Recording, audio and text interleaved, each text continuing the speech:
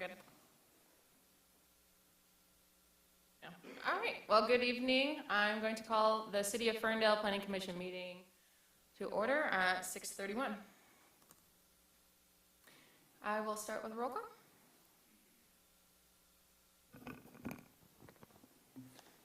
call. Commissioner Hagfors? Here. Commissioner Kramer? Here. Commissioner Azar? Here. Chair Foster? Here. Commissioner Baker? Here. Commissioner Brazen? Here. And Councilman Polika? Here. Thank you. Next on the agenda is approval of the agenda. This evening we have a public hearing for the consideration of the conditional rezoning, planned unit development, special land use, and site plan review of application for 700 through 800 Woodward Heights, The Edge. Motion to approve the agenda. Second. Motion by Hagfors and second by Reason. Brazen. Thank you. All those in favor? Aye. Motion passes. Next is approval of the minutes for consideration of the minutes from the March 15th, 2023 Planning Commission meeting. Do you have any comments or edits? I move to accept the minutes as presented. Second.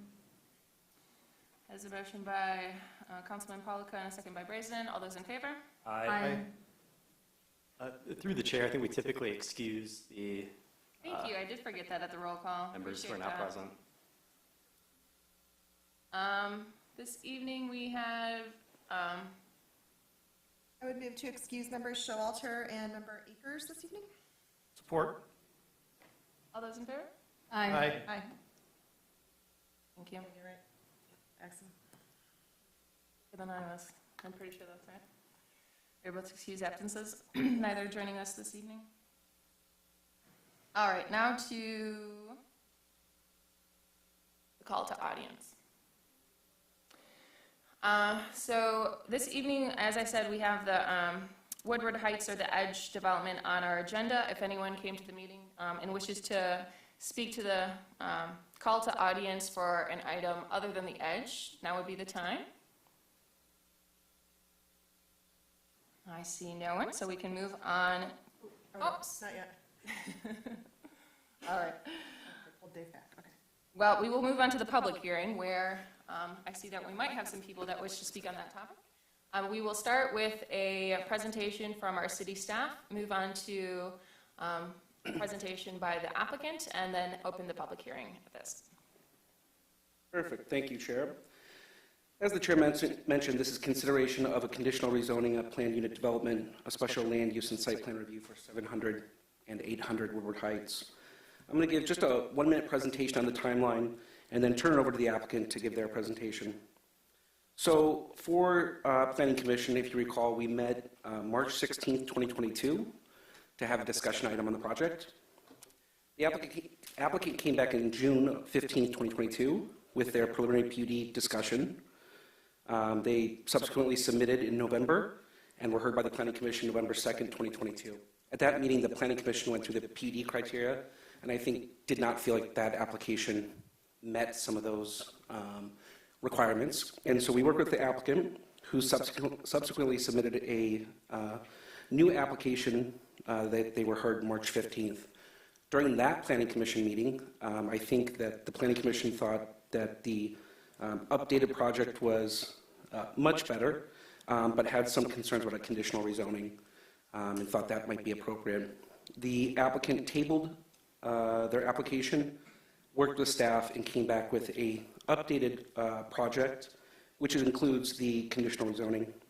We heard Planning Commission's comments about some site plan issues, some spelling items, some minor things. So I think we've cleaned up the applicant's cleaned up the site plan. It should be much better for Planning Commission's consideration today. I'll turn over to the applicant, I'll pull up their presentation, and then they can give theirs. Thank you, Roger.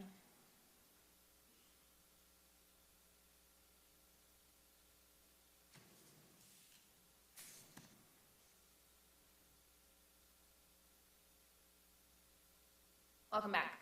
Thank you. On my way here again. Tim Lockman, Robertson Brothers Home, 6905 Telegraph Road. With me tonight, Dennis Griffin, our partner, Jason Krieger, our architect, and Darren Newbecker from Robertson as well. So we're here to answer any questions afterward. I'm going to go through the presentation again quickly, obviously, because you saw it last time, but I wanted to obviously show what has changed since the last time we were here and just kind of hit on some salient points. So listen, throughout, we've listened to staff, we've listened to you, we've made a lot of changes to the plan. We've garnered significant support. You'll hear some of that tonight. I'm sure you've received some letters as well. You know, the neighbors want a sense of place here. They want investment in their neighborhood. And ultimately, we believe that you value what we've added to the plan over time, which has significantly changed from the first time you saw us, which was probably about a year ago.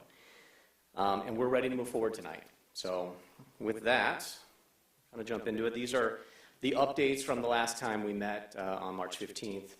We did submit for a conditional rezoning application. We worked with your attorney on that, and I think everything is in place for that. We also submitted for a special land use application for the banquet use in the Ice House building. We've added screening to the southeast corner of the site, which was a comment that had come about from the Planning Commission. And then we knew we had some cleanup, as Roger alluded to, with some verbiage and some details. They just weren't consistent throughout, so we went through and we updated that and resubmitted that. So those are the things that have changed since the last time you've seen me. So again, just from a context, it's the industrial subdistrict. We're at the very corner of that subdistrict. You can see there where that red triangle there. And it really is the edge of the subdistrict, which is, we're not very creative, but that's where we got the edge from. So again, that's more context of what the area is. This really is kind of a transitional space, if you will. And this is what's on the site. A few of you did come and take a look at the building and the premises, which I think hopefully was helpful. I think it was helpful. Just to kind of see the lay of the land and really how much in need the site is for some investment and redevelopment. So we're not touching the Ice House building. That it really, from the outside, it makes you kind of curious on what's on the inside of it. Those of you that went there could see it. It's got a lot of potential and it's something that we really are looking forward to. Obviously on the site, there's already Drifter Coffee, so it is sort of a mixed-use area, transitional. It's not, it's really kind of outlived its life as an industrial corner. There are a couple industrial buildings on there. Those of you who walk the property could tell that certainly they've seen better days. There is no useful life in those buildings. And it's really pinched down at the bottom in like a triangular piece. It's just not conducive to industrial type of use moving forward. Just some pictures from the tour. What was really interesting about it, and I'm still fascinated in this construction of how it was built. What is in there? Was that? I think that's sawdust and bricks, and I mean it's just the thing. I mean, there's a nuclear attack, we're all jumping into that building there. And these are those industrial buildings that like I said, they're long past their useful life. These are not even the worst pictures, so not very glamorous. So when we looked at developing the site, we certainly wanted to see what your input was through the master plan process, which was, as you know, very recent, last few years. And the couple things that really jumped out at us. You were looking for adaptive reuse. This certainly fits the bill for adaptive reuse. You were looking at green stormwater solutions. We've done a lot of that. We've done more than we need to, and we're happy to do it. I think it's really good for the city overall. And then it talks specifically about this industrial area, the sub-industrial area, and it actually calls out our project specifically. Okay, I'm just going to let that fall on the ground there. So overall, it mentions Edge Ferndale. Of course, this was many, many years ago, so I think Dennis has been working on this for quite some time. But it really discusses redevelopment areas in the industrial area, and it mentions this specifically as far as a mixed use. And, it talks about not losing industrial primacy. Listen, for the overall city of Ferndale, this is less than 2% loss of industrial zone land. Nobody's knocking down the door to build an industrial project here. Dennis has Dennis would be happy if someone would pay him a lot of money to build an industrial project there. And this is at the edge of the district, so it's not like it's smack dab in the middle of the industrial area. So we looked at this and we thought City of Ferndale would encourage exactly what we would like to do, hence why we're here tonight. So the site plan, I know you've all seen this before, really didn't change since the last time you were here, but I think there might be some new people here. We're not doing anything to the ice house building. We're incorporating that. That's staying where it is. Drifter Coffee staying put. We are, and there'll be some slides that show some of this, but we're creating a front yard and a front porch. Something very creative, something very unique that will bring the public in to use that area along Woodward Heights and really engage the public. There'll be an artist alley / Woonerf. Woonerf is, like I said, I've been trying to build a Woonerf in Ferndale for a while, but Woonerf is very, very cool because it allows for vehicular construction, or vehicular access, sorry, but really puts the pedestrian first. So that's something that really on the eastern side where Drifter is, I think is a great spot for it. Gives a kind of a sense of arrival as you come in. We've used a lot of colored stamped concrete, things like that to have kind of a plaza area on the other side of the ice house. We've got solar pavilions, metal pergolas, rain gardens. We put a lot of time and effort into this. And a lot of this stuff that I'm talking about right now wasn't on the original plan. So I think we've come a long way. We do have double the open space, what is required. We've got double what the requirement is overall. And we did add a mixed-use component to the residential building, which is a newer component. And I'll go back to that as we can talk about specifics. I don't necessarily want to go through every single one of these, as we did do this. We discussed this kind of at length last time. The 12, I think there's 12 PUD standards, and again, you don't have to meet every single one. It's very difficult to meet every single one because it just doesn't fit every single site there is. But we've got a lot of things that I think meet the standards for a PUD. Complementary mix of uses. Sustainable building and site design, particularly site design. That's something that we've really put a lot of time and effort into. Open space greenways, that's something that's really not applicable to here, but we are connecting to the city's multimodal network. What else here? Diversification of housing types. We think that this will be a very attractive option, an attainable option in the city that doesn't exist. Preservation of historical buildings and site features. And then connecting to your system that's already there. So we're a big fan of what you've done out on Woodward Heights. And we'll be able to bring users to that, all those improvements that the city has made over time, particularly with pedestrian transit-oriented development. Coordinating a number of multiple small parcels, and then of course removal and renovation of blighted buildings or sites that need cleanup. So we think we're hitting really a lot of these components of the PUD. Some of the questions that we've had in the past is why can't we put the buildings up close to Woodward Heights? And this kind of demonstrates, it's hard to see on that. Yellow doesn't come through that well, but okay, good. But there's a lot of easements, DTE easements. There's a lot of power running through, obviously industrial subzone, historic past, but there's really not the opportunity. We've explored this, had a lot of meetings with DTE. So that just kind of demonstrates some of the challenges that we've had and how we actually placed the buildings on the site. Existing pedestrian bike connectivity. Don't want to go too much in detail, but again, this is connecting to what you already have in place.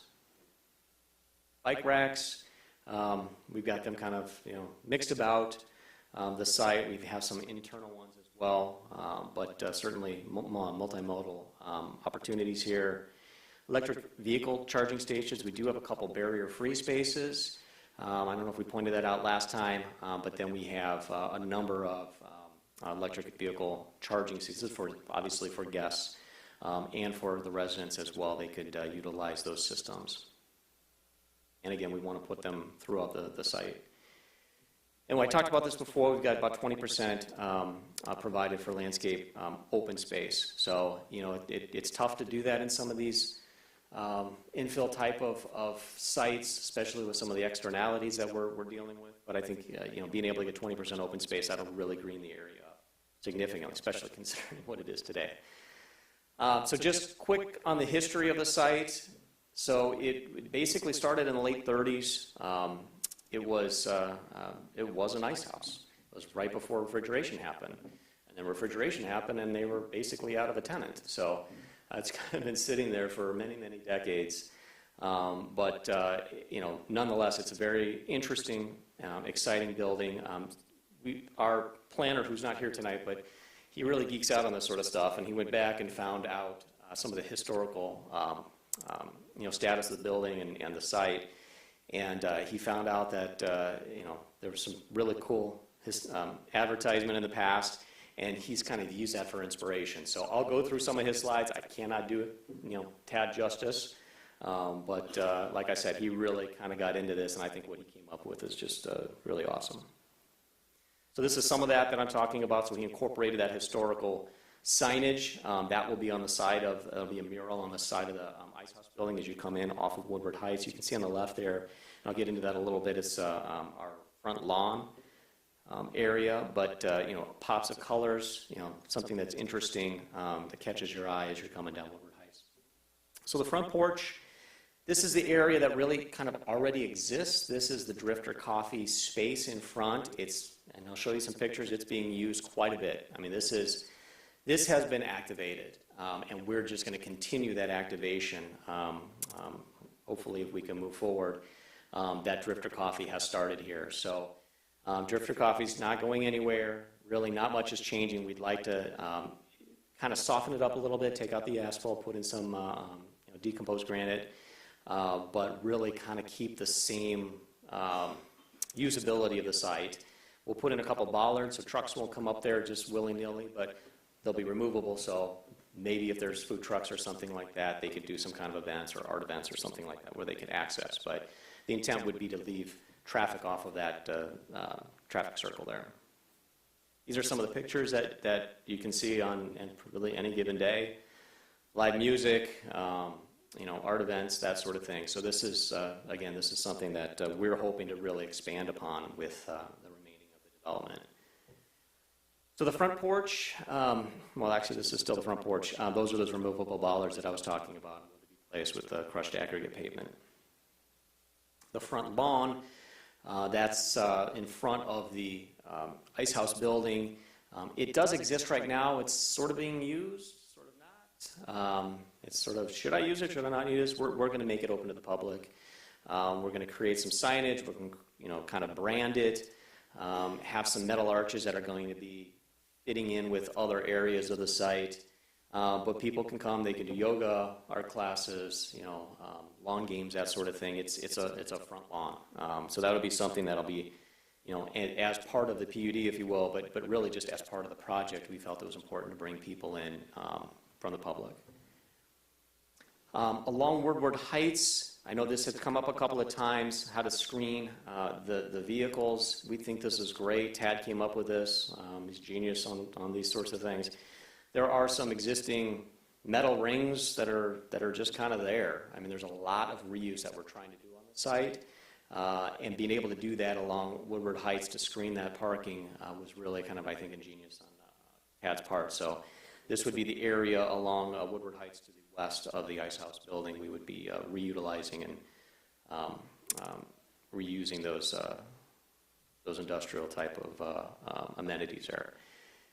Now, the last kind of, I guess, amenity off of Woodward Heights would be the Artist Alley. That's the Woonerf. I just like to say that. It's just kind of fun. So this is the eastern part of the site. As you come in, it'll be a one-way street. There's really not much room to do any more than that. We were going to change the parking for Drifter to make it angled parking, which just makes a lot more sense. Again, it won't be a street, right? It'll be at grade, so it'll be really enticing for pedestrians to use more than vehicular traffic, but it's really multi-purpose in that respect. And we want to activate it, so we'll have Tivoli lights above it, we'll have murals on the existing building, just to kind of lighten it up and create something that's interesting. Even, you know, utilize some gutters as far as having some live gutter. I can't say I'm not as good as Tad at this, but have some activate the gutters as well to make it something a little bit living. And you know, I've got some other site plans of this, but what I wanted to really point out was this is going to kind of be a part of the project. It's going to be activated, but it is not the main entrance. It's just something that, you know, really kind of brings people in and shows, hey, this is something that's really different. Tad took some, I don't want to say liberties, but he took some inspiration on things that have been in the past in Ferndale. So he found this, you kind of utilize this for inspiration and kind of ran with that. So a lot of what we're looking for is something more of a mural that's vintage and colorful. So he used all of this for inspiration, as you'll see as I go through. So the patio would be on the other side of the ice house, right? So this is still public, it's open to the public, but it's not right there on the front lawn. But this is space that can be utilized for any events that might be going on at any given time. Say Drifter's got events going on, something in the ice house building, something maybe in the apartments. They could utilize this area. It's really flexible.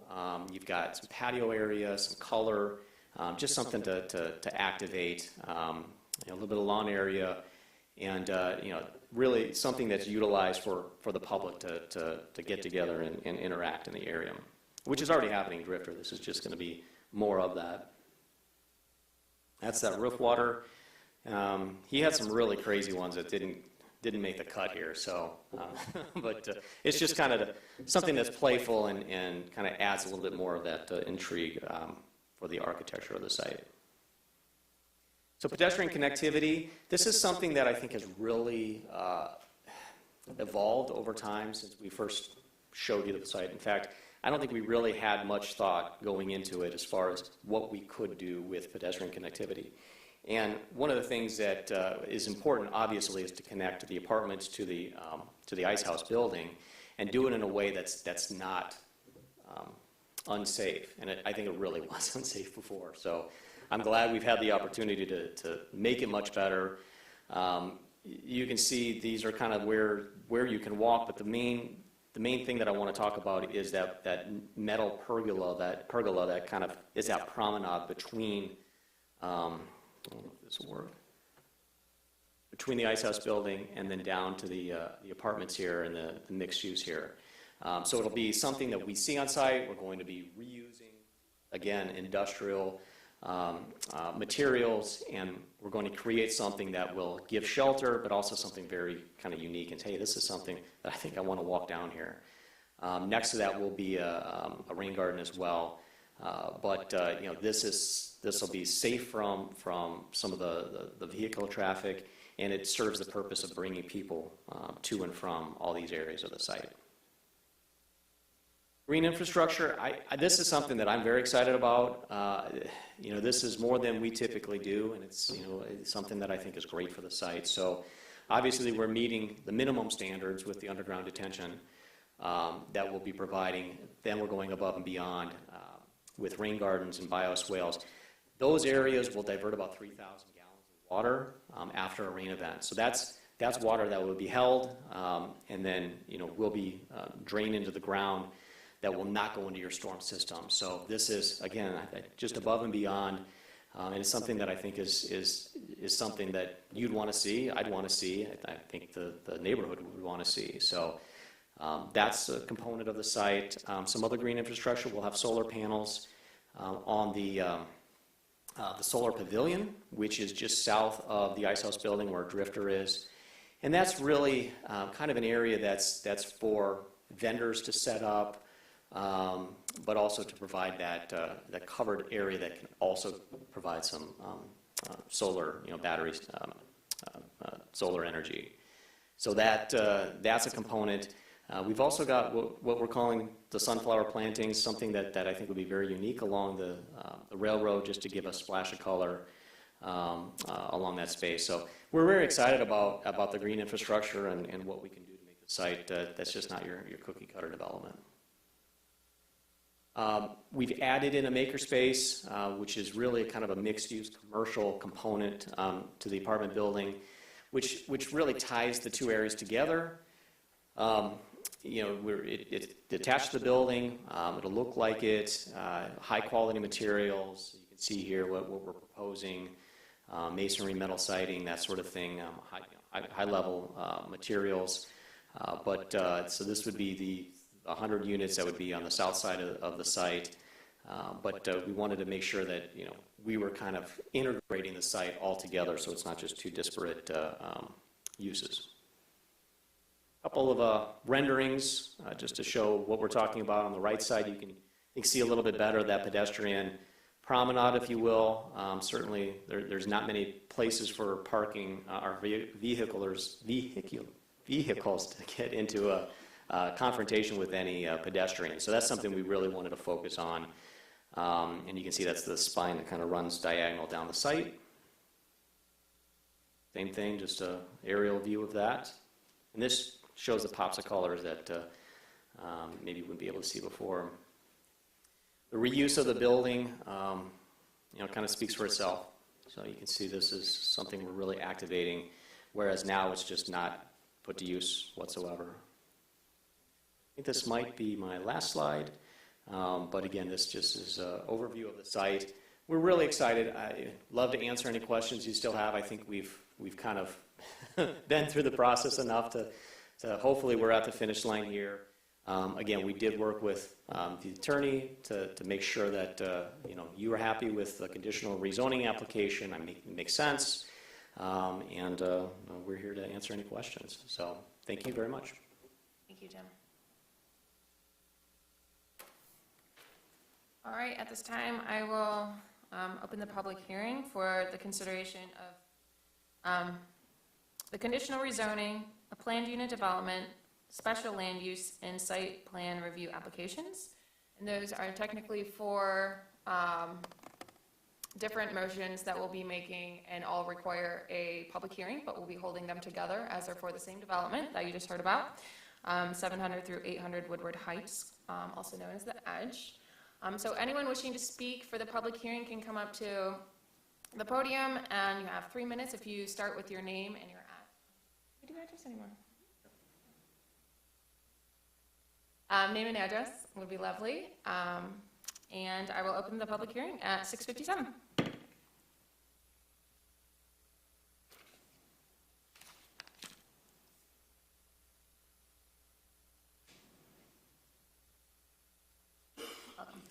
I'm David Leonard. Presently have 450 Fair Street, which is a 50,000 square foot warehouse. 701 Woodward Heights, which is due north of the property. It's an office building. Then I have 601 Woodward Heights, which is 4 acres of vacant land, which finally we will be able to do something with because Eagle sort of has got us to the point where we could do something. And along with this project, I think we'll be interested in developing it. I'm also in the process of trying to buy property on Gainsborough, which is another 60,000 square foot warehouse for a record storage business. And I've had 3 or 4 dealings, real estate dealings with Dennis. And everything has worked out very well. The property I'm interested in purchasing, he bought and sort of redeveloped and sold to another company, which now I want to buy. So, but all in all, my relationships with Dennis has been basically on a handshake, and everything has come through as we agreed to.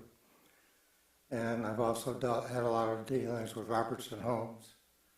And again, their reputation I don't think I really have to speak to because it's very good. Thank you. Thank you.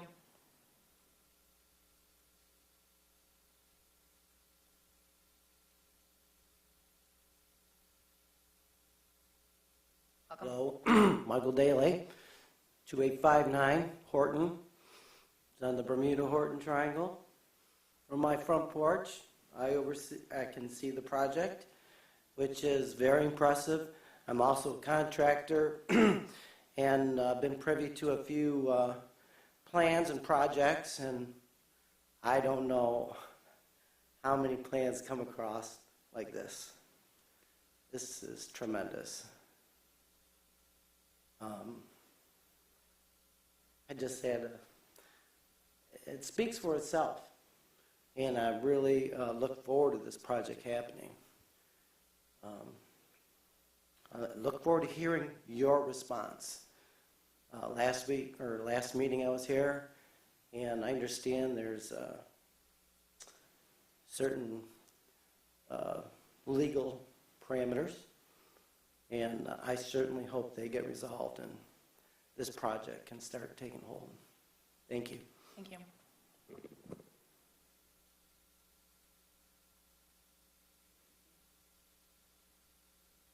Welcome. Hi, my name is Marvin Harrison, Vice President and General Manager of Spraytech Inc., which is located at 2535 Wolcott. And on behalf of Spraytech and the Magni Group, our parent company, I want to say the plans, the drawings, the renderings, they all look great. But I'm here to oppose the rezoning simply because I'm afraid of the effects that it will have on my business. The proximity of the project is within a stone's throw of where I work at. And my concern is the traffic, the possible conflict between an industrial process like ours and a residential area. We have been in Ferndale for nearly 40 years. I've worked for this company for 40 years when we first purchased the building. And I've seen a lot of change during that time. I've seen a lot of change. And I know that Ferndale has a master plan. Don't know how much we're in those plans, but we'd like to be. We certainly don't plan to move. But when I see the redevelopment of the area, when I see the plans for the future redevelopment, quite obviously it gives me pause, and I'm concerned, and that's why I'm here. Nothing against these fine gentlemen and what they're doing, I think is great. But I've got a number of people who have worked for me for a number of years, who have put their heart and souls into being good citizens in this city, and we would like to remain so. But I will say, just the thought of having a residential area that close to my building is frightening, because I'm not going to sit here and try to suggest that we're not going to be noisy, because we are. We run 24 hours a day. The wind blows in many different directions. I can't control that. We have high-lows. We have trucks. Some days we have a lot of trucks. And Myrtle and Drayton are very small streets. They're very tight. There's no or very little sidewalk in those areas. My concern is for the safety of pedestrians, motorists, etc. And I just think that ultimately there's going to be issues with my operation and the proposed plans that have been set forth. I know I'm not the only one that has those same concerns. My neighbor just south of our business, Jefferson Ironworks, Jeff Blake, he and I, we talked yesterday, we talked a little bit again today, and we're concerned because he's been at his site for over 80 years. And we, just like us, he has no plans on moving. And he's concerned and I'm concerned. So I just wanted to make sure that I came here tonight to, one, see what the plans are, and quite honestly, I think it's great, but I would prefer that the area stayed as it is, as a light industrial, and is not rezoned. Thank you.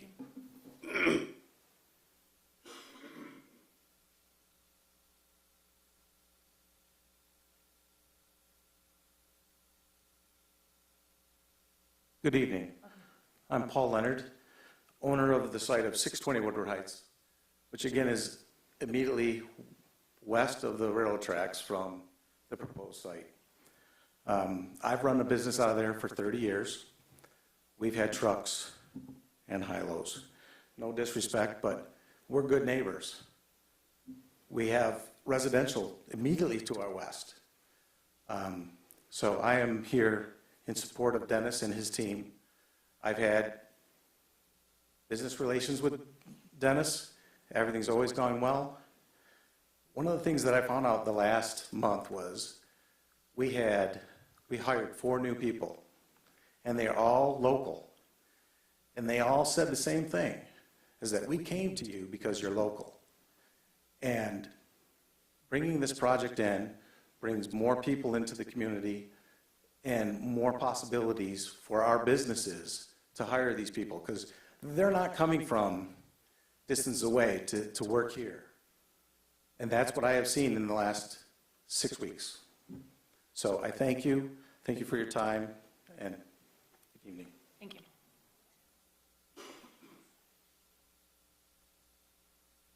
Welcome. Hello. My name is Michael Blake. I am the son of the owner of Jefferson Ironworks, neighbor to Spray Tech on the southeast entrance exit to the development. And we'd also like to say that this industrial zone is a safety liability to residents. Our building, which, as Marv said, I hope to be the 3rd generation business owner there, we can't move our machinery. It's a massive foundation, and we have 3 large bay doors to get in and out of our building with no sidewalk. And we use large forklifts and large tractor trailers to get in and out of our building 20 hours a day for 5 to 6 days a week. And we just feel like this is, a nice development, but the wrong spot. This should be industrial. And with the trucks flowing back and forth, I would like to live in this neighborhood, but I wouldn't want to live at the end of the street. It's not the type of place I'd want to walk my dog or anything like that. Like I said, it's loud, it's noisy, there's dust, it's equipment. It's not really residential for a reason. And so I'm just here to defend our business. We don't want the traffic flow to slow down our productivity. Same with Spray Tech. When we have 4 or 5 trucks coming in and out at once, we don't want to hinder someone from getting in and out of their home, and nor do we want to have to stop our productivity and possibly go out of business because we can't operate efficiently. So we hope that you guys support us, the business owners, who have been here for a very long time, and that we're looking out for the community when we say that this is not fit for residential. Thank you. Thank you.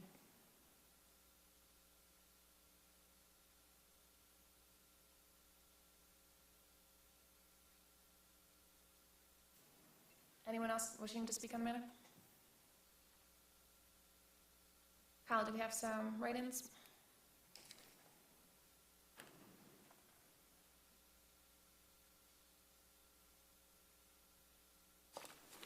Good evening, Commissioners. So we do have 10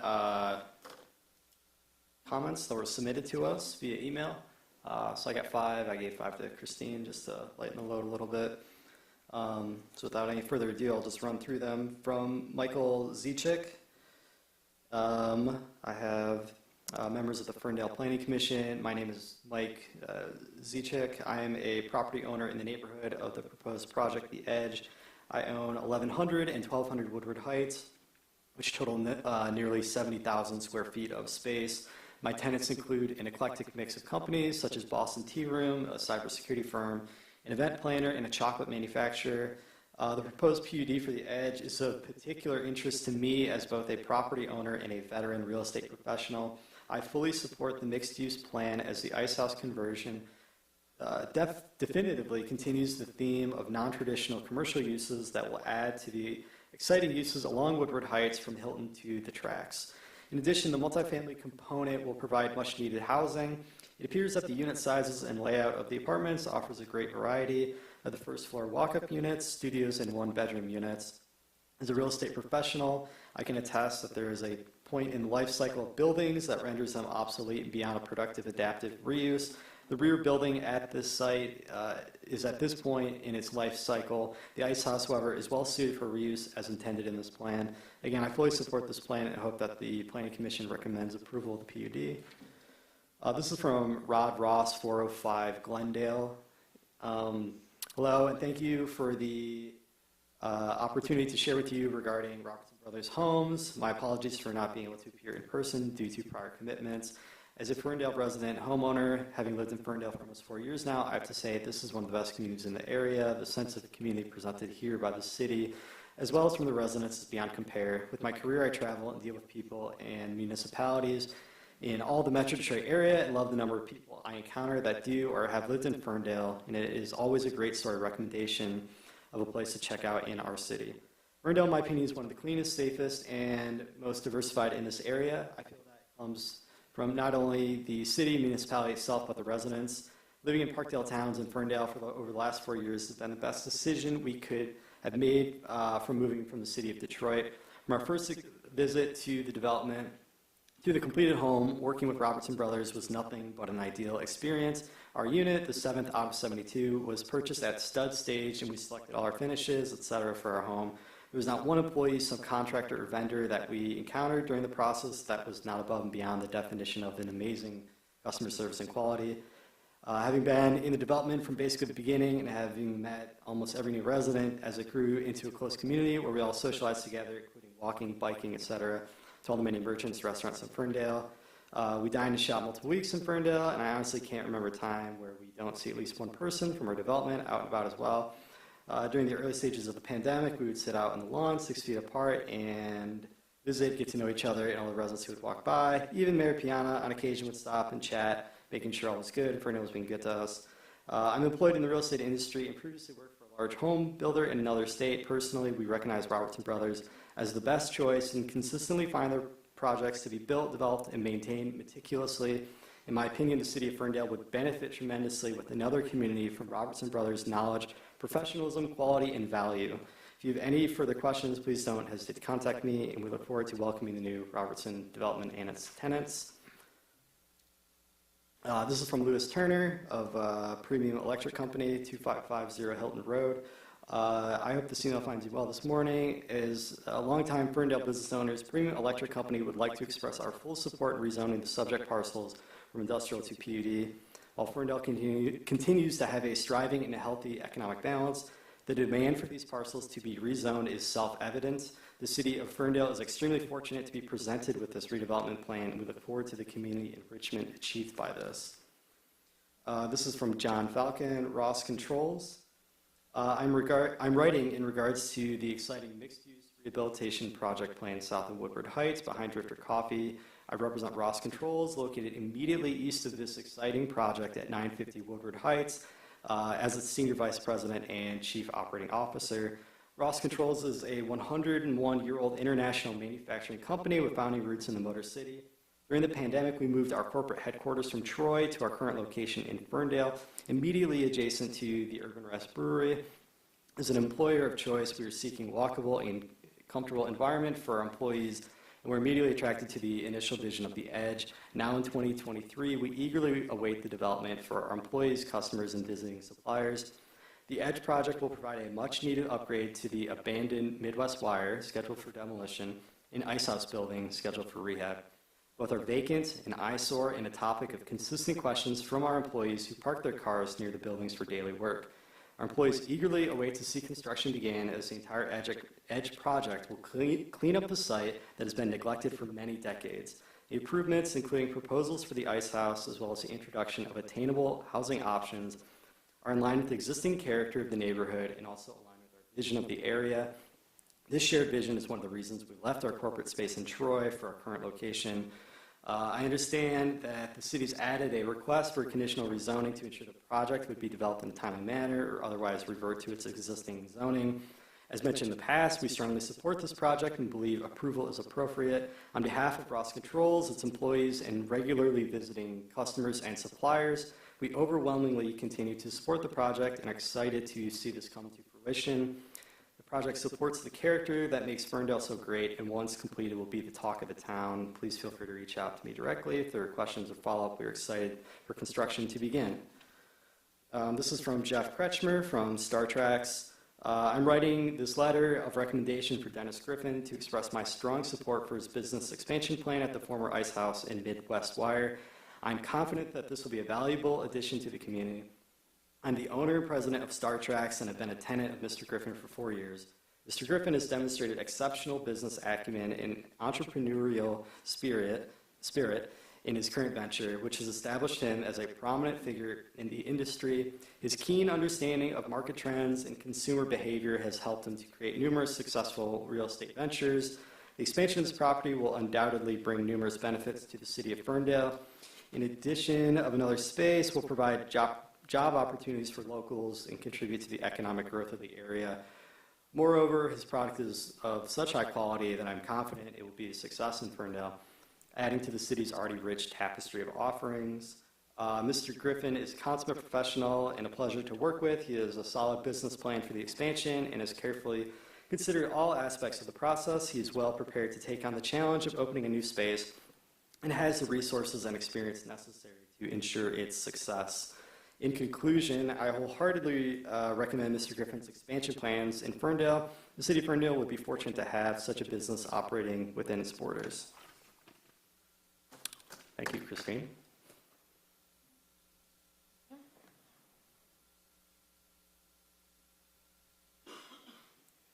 All right, good evening, everyone. So I will be reading the other 5 letters that we received. So this first one is from, I believe it's Ingmar Korstange, president of Marlowe Beauty Supply at 2660 Burdett. Hi, Kyle. I'm writing you to send my vote of confidence and support for the proposed project at the southeast corner of the rail crossing and Woodward Heights here in Ferndale. We have been at 2660 Burdett since 1994 and have marveled at the transformation of the area the past decades into such a wonderful part of the city. That being said, the proposed development would be such a major enhancement, and I will be traveling next week, so cannot attend the meeting to voice my support of the project. We have been so happy with the addition of Drifter Coffee. I'm addicted, LOL, and think that other additions would be amazing for the local businesses, and more importantly, for the Ferndale community. Please let me know if there's anything else I can do or add to make this become a reality. The next one is from Derek Cookson. He is the business owner at Derek Cookson Photography at 2615 Wolcott. Hello, Mr. Bryce. I am a business owner in the Ferndale area and wanted to voice my support for the redevelopment of the Edge Project / Ice House redevelopment. I know Dennis Griffin, and he is a wonderful businessman who genuinely loves his tenants, his properties, and his passion for creating flourishing communities. I will share some of the notes I had from the proposal I had seen about the development. The project will save the Ice House building from deterioration and transform it into a usable and highly desired amenity for the area. The apartments will provide future customers for local service establishments and workers for nearby employment areas. The developers have been working hard to create a first-class project that will clean up the site that has been neglected for many decades. Without plan approval, the site will likely continue to sit vacant until a new, likely less exciting plan is presented. The high level of public amenities and thoughtful pedestrian walkway system is a welcomed addition to our neighborhood. The mixed-use nature of the development will create an important catalyst for future investment in our neighborhood. The architectural design of the buildings appear to be very attractive and will provide a rich character for the area. The developers will continue making spaces for local businesses to maintain and enhance the character of our awesome neighborhood. I have full faith in him as an upstanding community builder, business person, and developer who cares about bettering the neighborhood. I feel with his involvement we can create something wonderful, and he has my full support. This is from Daniel Black, the owner and operator of Jefferson Iron Works at 2441 Wolcott. 2441 Wolcott. Dear Ferndale Planning Commission, I am the owner and operator of Jefferson Iron Works, a specialty shop for metal machining. Jefferson Iron was established in 1905. Jefferson has occupied this space for about 80 years. I am disappointed that I did not get the notice regarding this Planning Commission meeting. We object to the proposal for any rezoning. We object to this saturation of residential use. The number of units proposed will pose a problem for Jefferson and Spray Tech trucks. This truck traffic is substantial on Drayton and Wolcott. Have you studied future traffic flow needs? There are no sidewalks on Drayton, and your proposal has only 2 exits off of Woodward Heights, one of which is limited by the coffee shop. We are concerned about safety for resultant pedestrian and heavy motor traffic and material handling equipment on and around Drayton. These trucks that are maneuvering to pick up or drop off materials have large blind spots. This creates a liability for all concerned. All right, this one is from Cole Clark, a resident and business owner at 163 East Woodland. The business, I couldn't find what the name or what type of business it was, but this is for City of Ferndale Planning Commission, March 15th meeting, rezoning for Edge Project Development. As a 10-year resident of Ferndale, as well as an invested local business owner, I am always excited to see our city grow in new and innovative ways. The Edge project being proposed to continue the further development of the now vacant ice house and Midwest Wire property is exactly why I love Ferndale and the entrepreneurs who continue to rethink and repurpose these often overlooked properties. The amount of growth and development near Woodward Heights/Hilton in the last few years, Urban Rest, Drifter Coffee, Farm Field Table, etc., have made it a busy thoroughfare for pedestrians. Bike and foot traffic in the area continues to grow as the immediate surrounding neighborhoods have made these new businesses and areas anchors in the community. The Edge plan saves the iconic/historic ice house and completely transforms a huge wasted industrial property into a hub for collaboration and connection. It will enrich the community and foster growth through the addition of more local establishments, unique housing, and walkable neighborhood spaces. The plan keeps Ferndale's commitment to innovation and progress and converts what is now just wasted industrial blight into a Ferndale neighborhood landmark that residents can enjoy for years to come. Approving the rezoning from industrial to PUD is a no-brainer.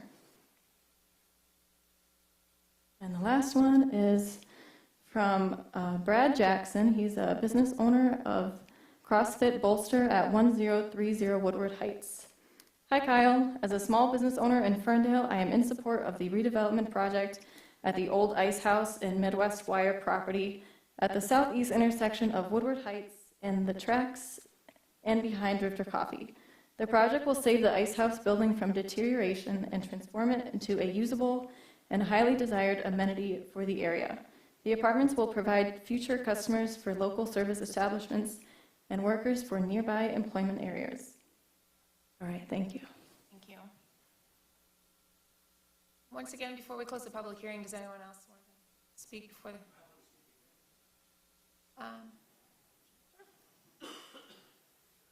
Sorry, come on up.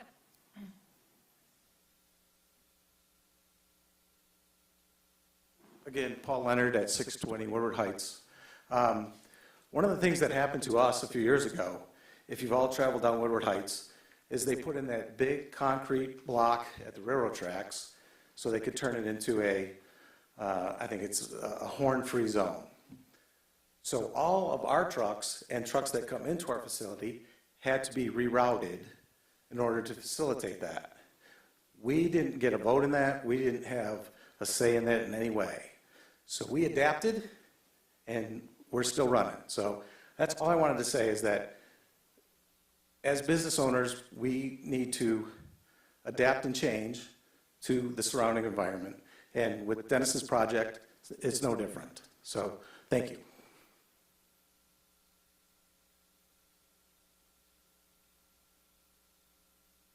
As it looks like no one else is approaching the podium, I will close the public hearing at 7:25.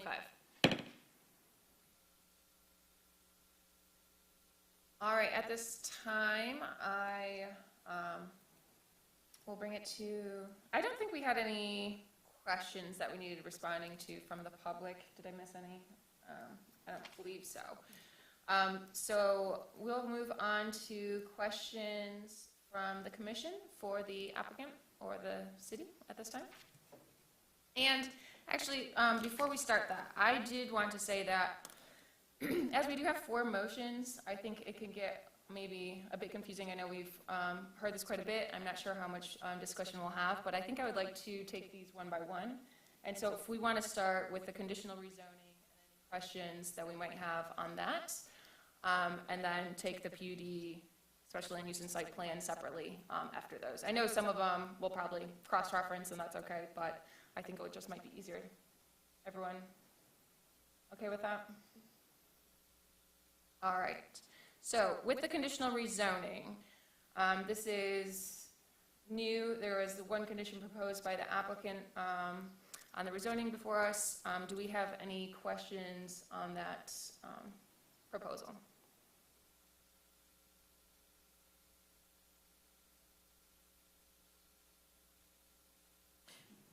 When you say one condition, you mean in the agreement itself?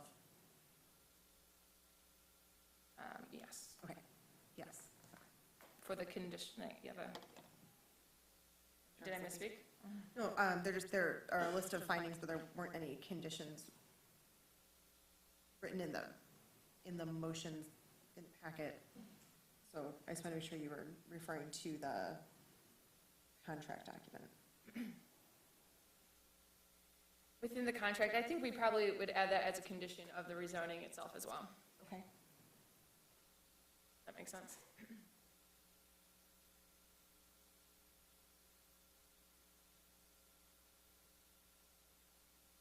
Section 1.1 for rezoning.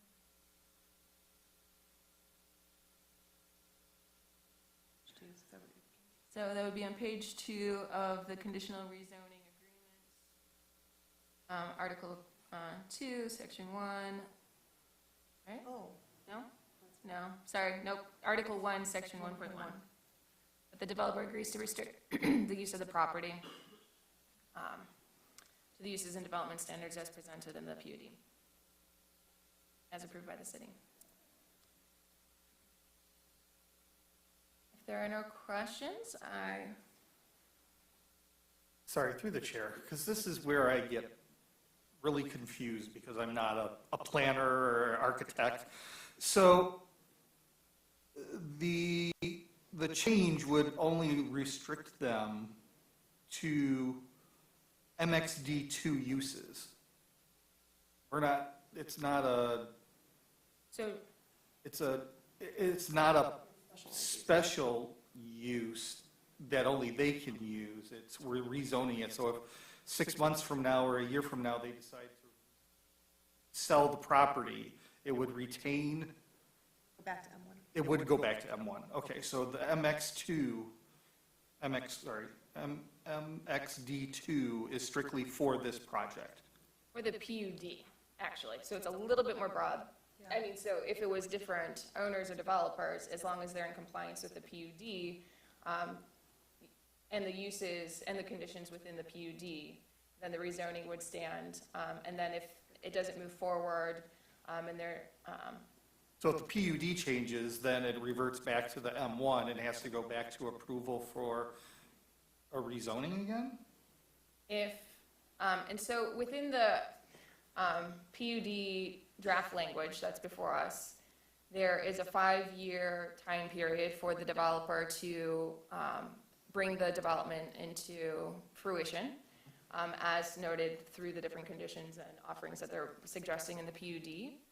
If within that time, the development doesn't take place, and they're not fulfilling that PUD, then the rezoning would revert, the zoning would revert back to the former zone.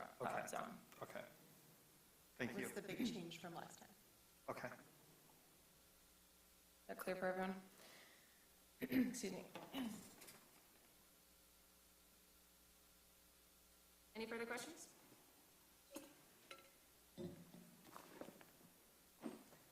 Not, I would entertain a motion. Have discussion on the motion, what's on the table.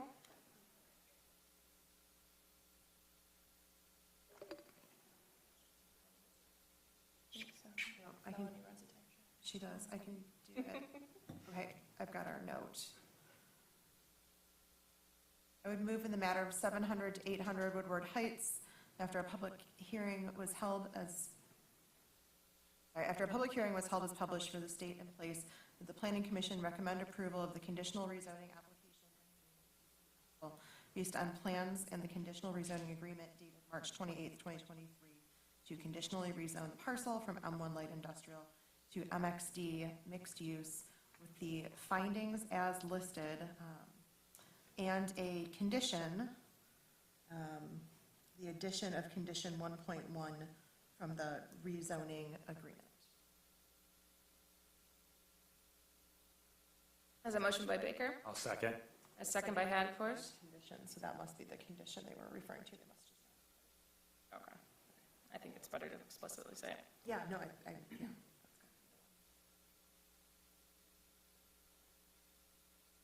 Okay.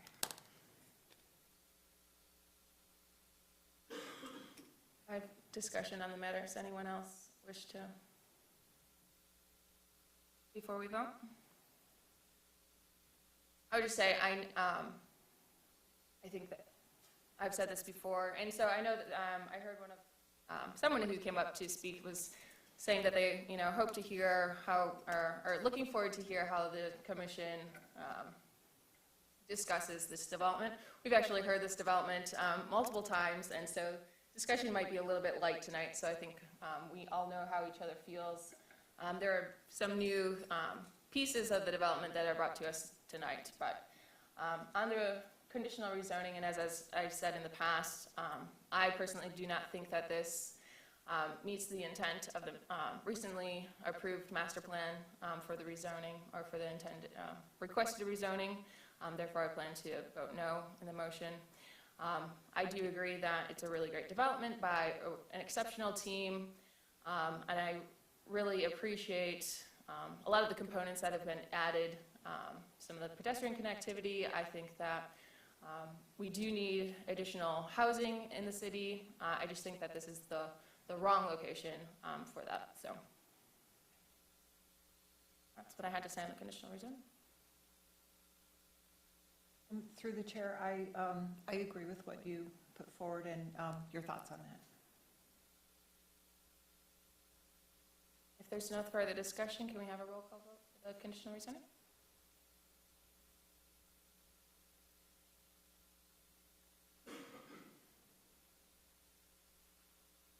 Commissioner Hagfors? Yes. Commissioner Kramer? Yes. Commissioner Azar? No? Commissioner Baker? Yes. Commissioner Brazen? Yes.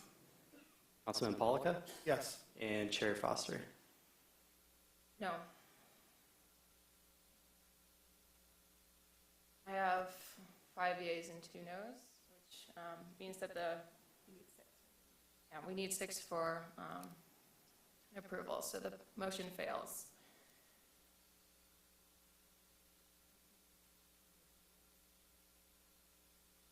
So without the conditional rezoning, so since it is to the city council, yes, we'll move to the PUD. So the city council makes the final approval, and they'll receive that we have, so it's not a disapprove. It's a recommendation. The recommendation didn't The pass. The planning recommendation commission, passed, but we still send it to the city council as a failed approval? Okay. yeah. Thank you. It doesn't happen often, so. So yes, so we move on to the PUD. And so with the PUD, I think that there were some changes from the last time, including that the draft includes that this will be done as a comprehensive plan, as one phase. Do we have any further questions on the PUD draft? The updated draft PUD agreement, and the changes that were made to the site plan, sorry, but it relates to the PUD. Okay. Now match what we've seen in presentations. There was a lot of conversation at the last meeting about the idea of trust but verify, right? So hence the request for a conditional rezoning, and documenting, so the planning commission can see and can recommend with confidence, or not, to the city council, what's being presented in the PUD. So I appreciate that the city and the applicant really built out the rest of that PUD agreement, particularly around phasing, knowing that this is intended to move forward in one phase. You know, it's all well and good to hear. I need to see it in a contract. Anything can happen. It's not personal. This is business. We presented something very particular. As many people have said, something very special to the community.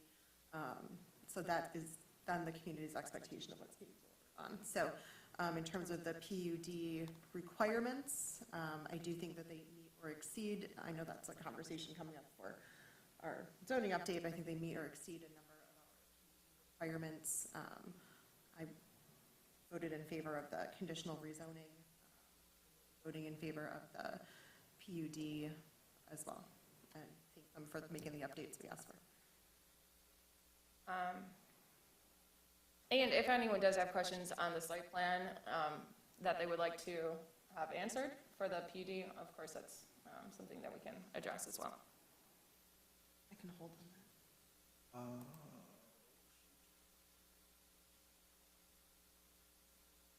that. Through the chair, with regards to the site plan, if I may, the one thing that kind of gave me pause, which was a new document that I think was included in this, was the maneuvering of, I'm going to assume, party bus map that you included on this new document.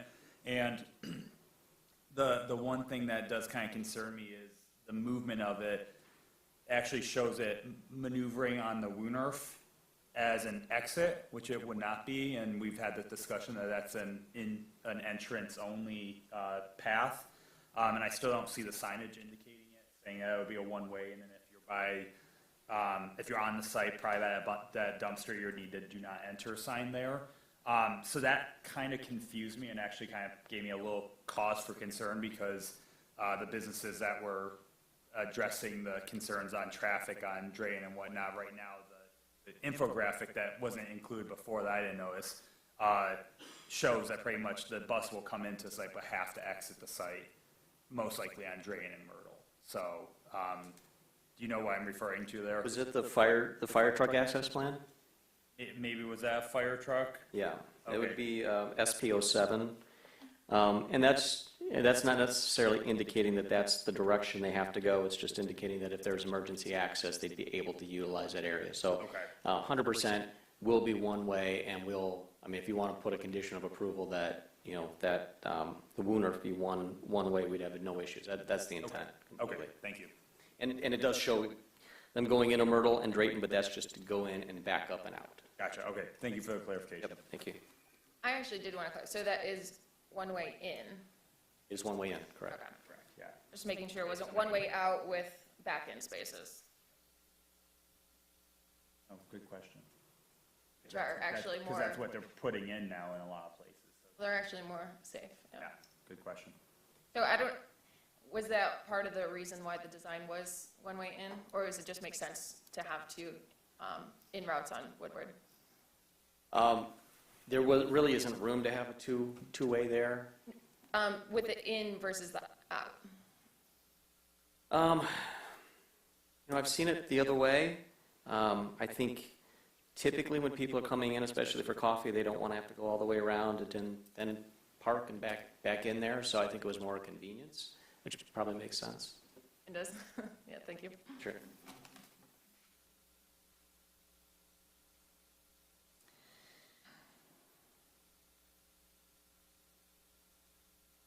When we get to special land use, I've got another question or two for that, but I don't have anything else on.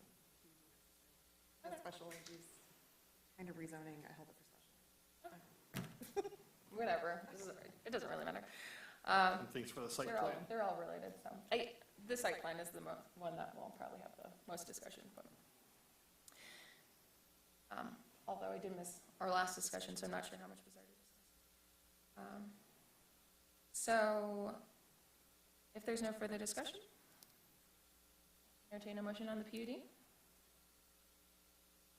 I would move in the matter of 7 to 800 Woodward Heights, after a public hearing was held and published for the state and place, the Planning Commission recommend approval of the planned unit development application and agreement to the City Council based on plans dated March 28th, 2023, with the findings and conditions as shown in the packet.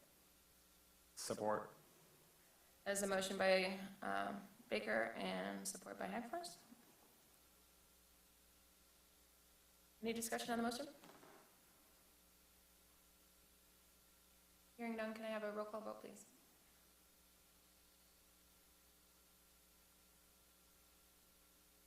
Commissioner Brazen, Yes.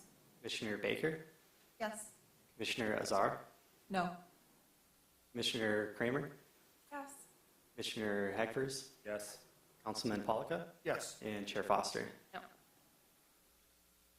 I have 5 yeas and 2 nays. The motion fails. Moving on to the special land use approval motion.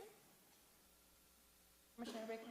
Yeah, I do have a question on this, and it's for the applicant, it might be for both applicants. And this is why I wasn't sure if it was a question for the conditional rezoning or the special land use, because we wouldn't have a residential component to this without the rezoning, but banquet use, even though it can happen in the industrial district, is a special land use in the industrial district, and it's related to both uses. So I held it, so I guess it could apply to either one. When we've done site walks, I guess I'll back up even before then. When we, as a commission, and when we initially met with applicants, when we've talked about changes in this district, I've often reflected on my own personal experience and my family's involvement in this district and as business owners over the years. So, literally right next door to Spray Tech and Jefferson Ironworks. So, thinking about the space over the last almost 20 years on this commission and how things are changing, not just in Ferndale, but how businesses are changing and evolving and how technology is changing. I've been very cautious not to push change harder than it was naturally happening. Things have changed a lot. Types of businesses are different. Uses are different. Manufacturing is different. Particularly along this Woodward Heights spine, things are really changing and are quite thriving and vibrant. But then we're right next door to very important long-term building owners and users, right, at Spray Tech and Jefferson Ironworks in particular. So we've had, 24 over, the last 2 meetings, comments from tenants of the owners, neighbors of the owners in favor of the development.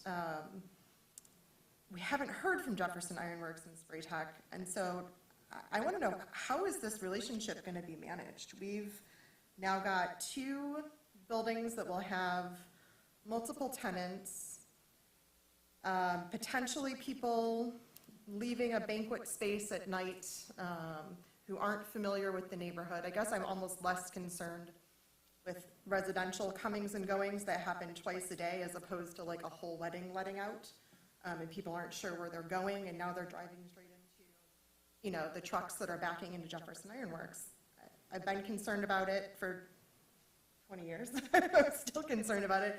I asked about it when we did our site visit. We talked about the improvements that Spray Tech has made, which I'm aware of, to your your venting and, right, so some of the issues many, many years ago have been corrected. You guys are very clean over there. I guess, so to the applicants, in terms of the management of these properties going forward, how do you communicate with your neighbors and then with your site users? Again, I'm particularly thinking about people who aren't so familiar with the site, maybe leaving an event, to say, hey, exit onto Woodward Heights. You know, this is not a main exit onto East Drayton, or don't cut through the backyard at, you know, Jefferson Ironworks with your dog. Like, what's the communication with these neighbors, and why haven't we seen them before tonight? Yeah, well, I think evidenced by our overwhelming support for the project from our neighbors, we have, and I will address Mr. Blake and Mr. Harrison. The public opposition has been Mr. Blake, Ms. Foster, and Mr. Harrison. And that's 3 folks, including the chair, and 22 and beyond supporters. Understood. So in terms of being a good neighbor and communicating with our neighbors, we're excellent communicators. As far as Spray Tech and Mr. Harrison, I've never met him, but we've had really, the fact that we've never met, we've had a great relationship. His men are on my site oftentimes. They go there to relax on breaks. I don't have a problem with it. I converse with them, you know, on the Midwest Wire site. So who knows what's going to happen with this plan now, but we're offering more space for his men to relax and enjoy this neighborhood. As far as Mr. Blake goes, he can use that road. We understand that, certainly. We have no desire to move a business out of our neighborhood. None. I mean, that's one of the most ridiculous things I've ever heard, frankly. We promote business. So I understand your concern, but we've never done anything to either of you to impede your business, and we never would. It's just not our nature. In terms of our site, we've submitted a traffic study to you, submitted a parking study to you.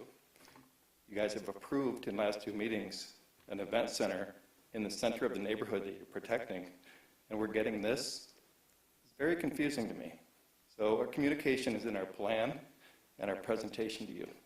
So kindly understand that we'll continue to communicate with our neighbors. Anyone can ask us a question at any time. First, we heard from these people. We've had public interfaces with all of them, inviting people to come forth. Look at all these folks that come forth to support us. Ms. Foster, I appreciate your letter. It's not entirely accurate. You didn't put in very important components of your quotation regarding protecting the, excuse me. Hey, while you look for that, just on an important note, I think either Marv or Michael said that they weren't noticed in previous noticing, so I just wanted to note too. Well, we can later, but I just did want to mark that and make sure that we address that later. Thank you. Our city staff. And I wasn't noticed on the 915 Drayton, so let's note that as well. Okay. Sorry, what were you, so if you wanted to. Well, I guess, I haven't had my question answered yet. Okay. Myrtle and East Drayton are public streets, right? These are public use streets. These aren't private streets that'll get blocked off, you know, for their semi trucks or for your wedding guests. But I'm wondering, you know, is there a communications plan or strategy? Is that something you'd be deferring to your building operators to communicate with your neighbors when there's a big event planned? Like, it seems like there's a lot of neighborhood communication, and then there's like these 2 That's what I'm asking about. Yeah, that's evident now, but I don't know that they don't know what's going on. I mean, Mr. Blake was was on at least 2 of the neighborhood meetings, Okay, and Mr. Harrison wasn't, and okay. unfortunate, and I apologize for that. Well, I don't apologize, because this has been out here for going on 1.5 years, so it's the first we've heard of it. In terms of the communication, we're fully self-sustained for parking on our site, not going for any parking deviations or any parking arrangements with any other party. Overwhelmingly, even from the opposition, said our site is beautiful, the plan is beautiful. So, we're proud of that. In terms of the communication, I literally can't give you everything that we're going to do. We're good neighbors, we're conscientious business people, we want investment, we want growth, we respect the master plan. We were involved in the initial writing of the master plan, including taking on stakeholders. We have by far a vast majority of stakeholders that agree and embrace this plan. So not stakeholders for convenience, stakeholders that are true stakeholders. They're all very smart people, and so are we. So specifically, we'll do the best we can to communicate, and people will be safe. There's a very specific building for specific use. Beyond it, trust but verify, decide whether you trust us or not. That's up to We you. verified, so that part's done. Verify, we have the traffic study, which you asked, parking study, which you asked. We've made every modification that we could that you've asked to the plan. So, thank you. Thank you. I'll just kind of tack on there. I'm going to get my contact information to Mr. Ariston, and we obviously have Mr. Blake's information already.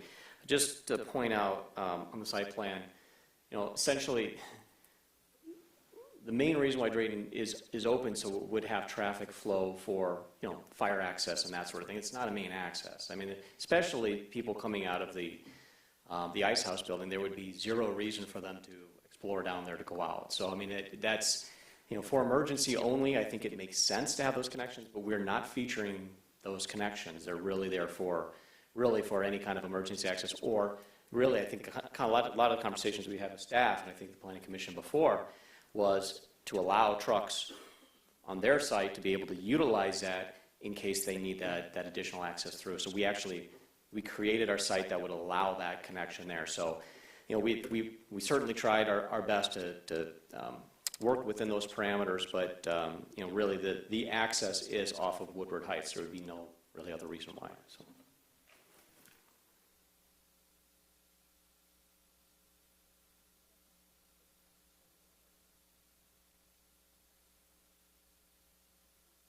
How was it? So like I said, sorry, a little bit conditional rezoning. Understood. Yeah, I kind of have the same thing. I'm not sure if it's site plan or special land use topic. About the banquet hall, No, it's about the residential. about the design? No? Go ahead. Okay. Through the chair. If the chair will allow me to go forward. So I do hear the concerns about the noise and the industrial odors that you have concerns over residents having issue with that. In regards to the noise, when we did 141 Vester, I believe we made a requirement or a condition that they put in their lease that residents be aware when they move in that they are moving into a loud area, because we had the Magic Bag, right next door, and police aren't going to answer noise complaints because there's a band going on at the Magic Bag. I'm wondering if there's an opportunity here to request that within the lease, you state that, be aware you're moving, into a facility, into an area that's very close to an industrial area. There's going to be noise. Don't count on the police addressing every single noise issue coming from the industrial area. He's just asking if City Council had I added that. don't 'cause we recall. didn't- I thought we had it here.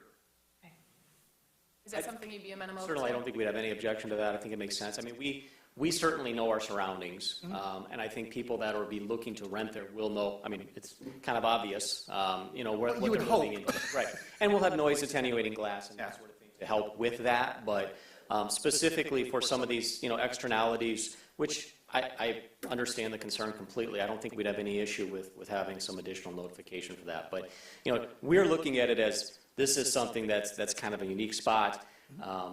The renters are going to know going in, but we're more than happy to have any kind of, you know, special language. I think, you know, some people may, but I think if it's in a contract, then, you know, they're going to know well that, you know, it's up to them to realize that they're moving into this area. Sure, we're prepared to do that. I would also include something about odors, because again, you know, even with the trains going by, you know, who knows what's going to pass by. Nice dust and odors. Well, it's funny because I once signed a contract for an apartment not having seen it and found out that there was no natural daylight. Oh my Yes, gosh. in the room. So it does happen.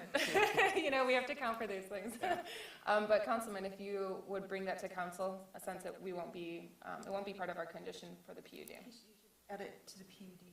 Okay. And maybe staff could work with the applicant if they I would be think we amenable did to adding that early to the enough PUD draft. that we were able to add it to the. Okay. We're happy to do that. And just for the public's information, it is land use planning law. It's called coming to a nuisance. You have your property rights. You were there and established, and if a resident is coming to you, that's coming to a nuisance, and you would have the stand where you were established.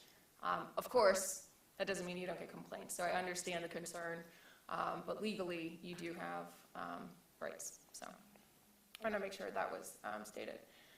But yeah, I like the recommendation, and I'm glad that we thought of that on 141 Foster as well, so thank you, Councilman. For the special land use, it is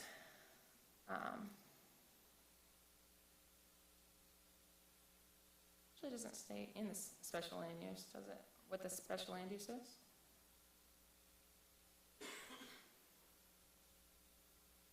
No, well, because it's tied to PUD and the site plan, and I think it says in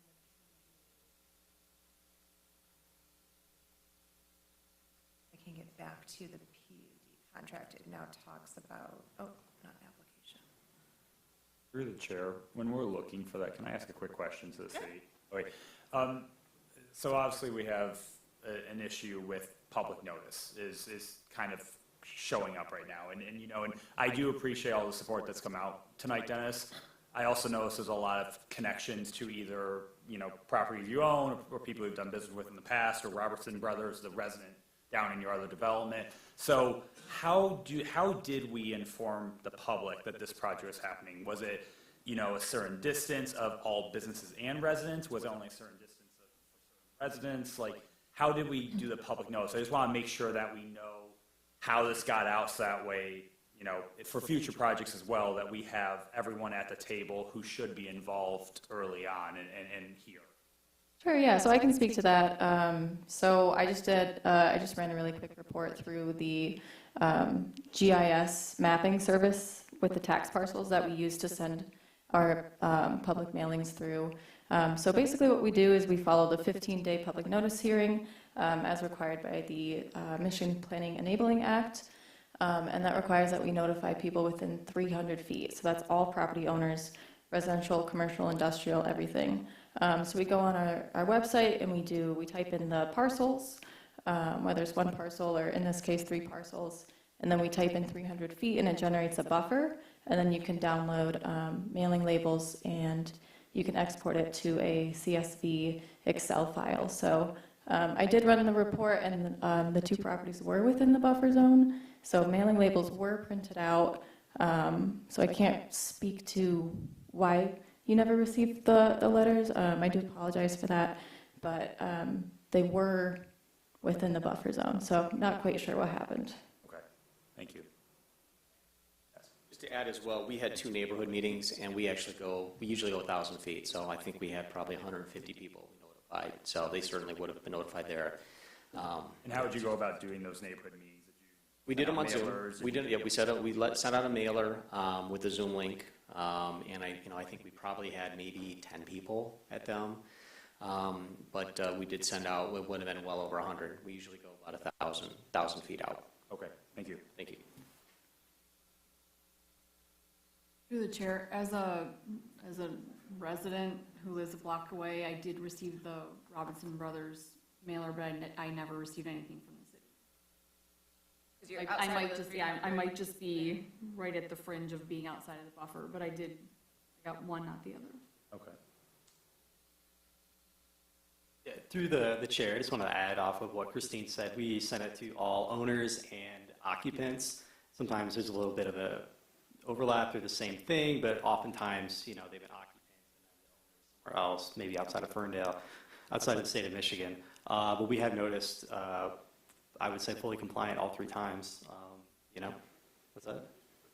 Yeah, and in the newspaper as well, which I know is, not everybody reads the newspaper these days, but we are still required by law to notice that. So yeah, we noticed 3 times and stuffed the envelopes, put on labels, ran them through the postage machine, and put them in the mailbox. What newspaper do we use again? It's typically either the Royal Oak Daily News or the Oakland Press Tribune. Yes, it's one of those 2. It depends on if it goes in like a Sunday or a different day. Generally, we shoot for Sundays. Thank you.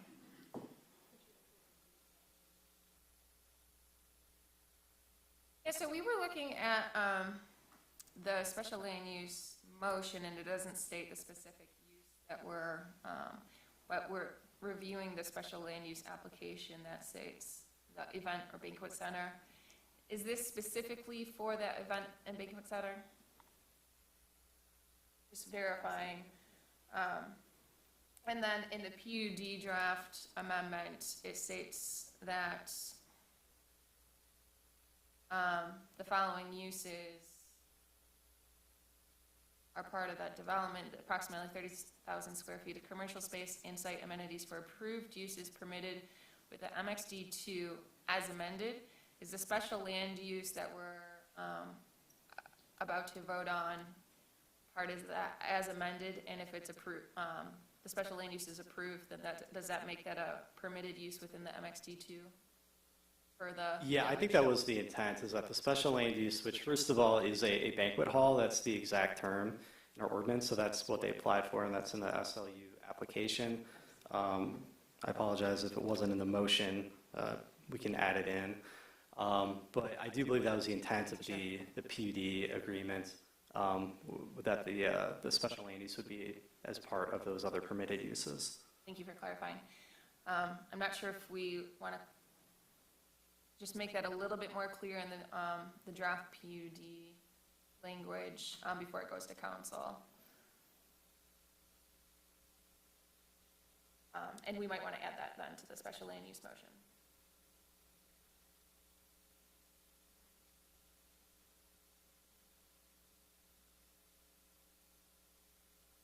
Special land use application.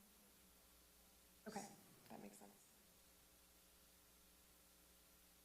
I would make a motion in the matter of 7 to 800 Woodward Heights, after a public hearing was held as published for this date and place, that the Planning Commission recommends approval of the special land use application for a banquet hall use. So I'm adding that to the motion.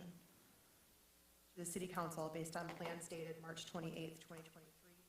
The following findings as listed in the packet. I do not see any conditions listed.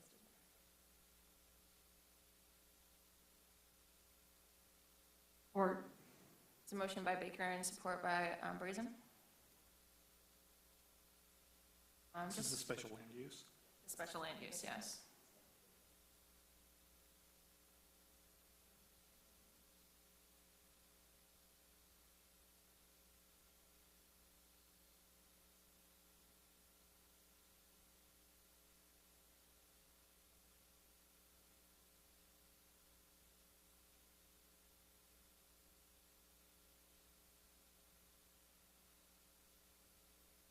Just for the record, so this banquet hall is a special land use in MXD2. It's not allowed in MXD1. It's also in our schedule of regulations in the industrial districts as a special land use in M1 and M2. Any discussion on the motion? If not, I'll have a roll call vote, please.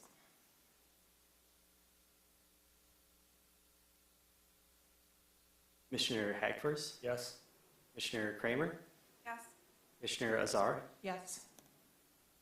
Commissioner Baker, Yes. Commissioner Brazen, Yes. Councilman Polika, Yes. and Chair Foster. Yes. Motion passes.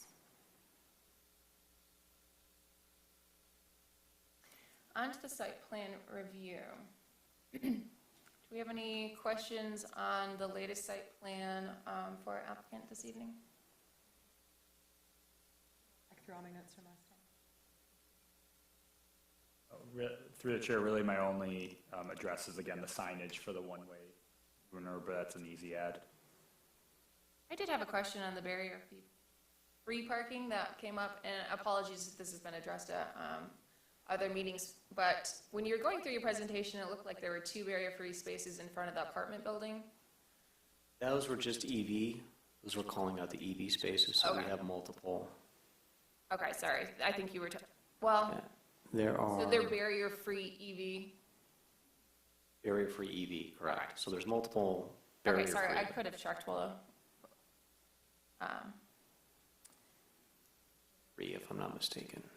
okay, well, so it does actually look like there's 3 barrier-free for the apartment building. I was just curious, and I know that you'll be in compliance, I don't have any question about that, but I was curious, on a site plan like this, I think I just actually answered my own question as I was asking it, but since we're going with it, the barrier-free would have to be adjacent to the building, is that correct? And so it looks like then there would be the 3 that are required for the apartment building itself. It's not like you can. Okay. Right. And we have one for the mixed-use portion, too. On the other, on the north side, thank you, yes. Thank you. Yep.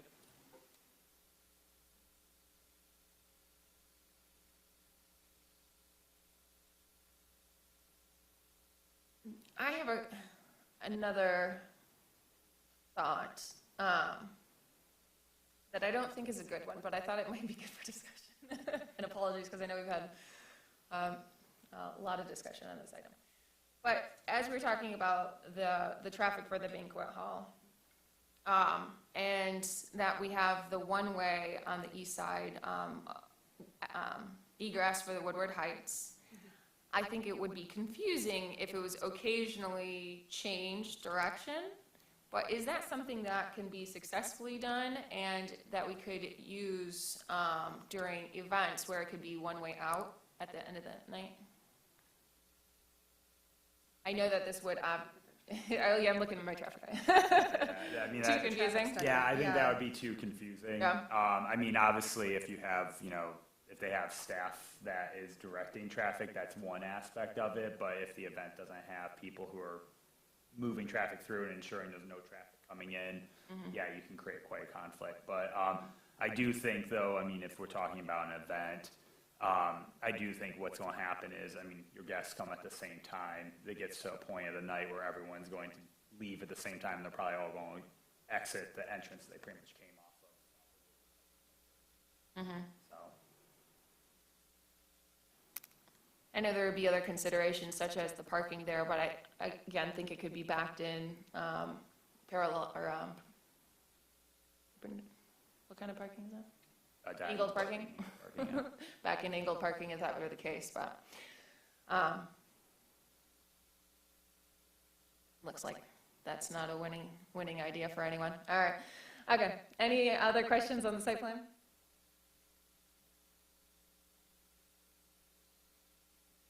Motion if you'd like. I've got Dustin's note. Move in the matter of 700 to 800 Woodward Heights that the Planning Commission approve the site plan based on plans dated March 28th, 2023, with the findings and conditions as listed in the packet, and the addition of condition number 7, that one-way and do not enter signage be added in appropriate spots at the winter. Support. Motion by Baker and support by Hackforce.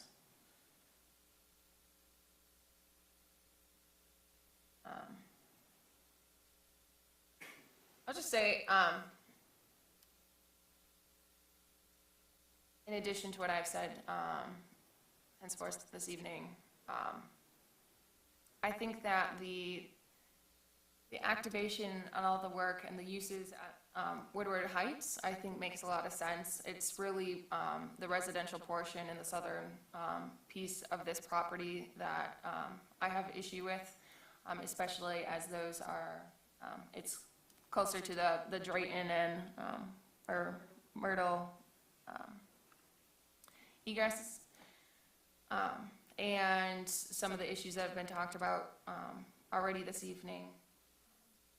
I think that overall, you know, I think you've done an excellent job bringing this development to us and working with the recommendations we've made, really listening to us, to your neighbors, and doing what you can on site for the development that you've brought to us to make it the best development that you could with the particular uses that you've brought to us. And you can't really deal with, you know, what's outside of that. But unfortunately,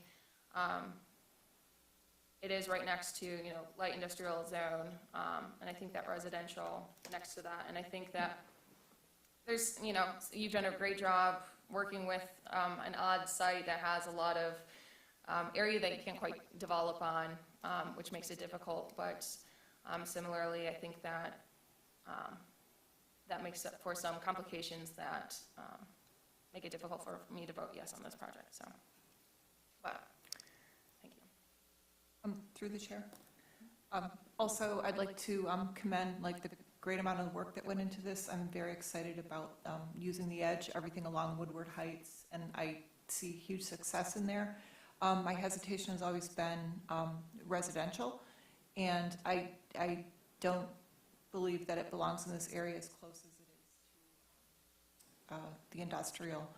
So again, I know we've got a phenomenal residential builder here, you know, resident Robertson Brothers, and you know, it's a great mix of ideas, companies, you know, everybody that got behind this. But I do feel it's the wrong fit for this area, and there will be renters who will sign waivers and so on. But there's that environmental component that doesn't make this the best quality of life to be in that position. So I again would not be supporting it from that standpoint. If I may, through the chair, just to kind of follow up on that, even I tried to look at it from many different angles, and if the ice house were already operating successful and so on, and someone came and said, I want to put residential in that area behind the ice house, I still wouldn't see that as compelling if it were standalone. And trying to see it as a holistic project, and does it make sense to do it at once, I still don't come to that conclusion that it's the right fit. Thanks. We're ready for a vote.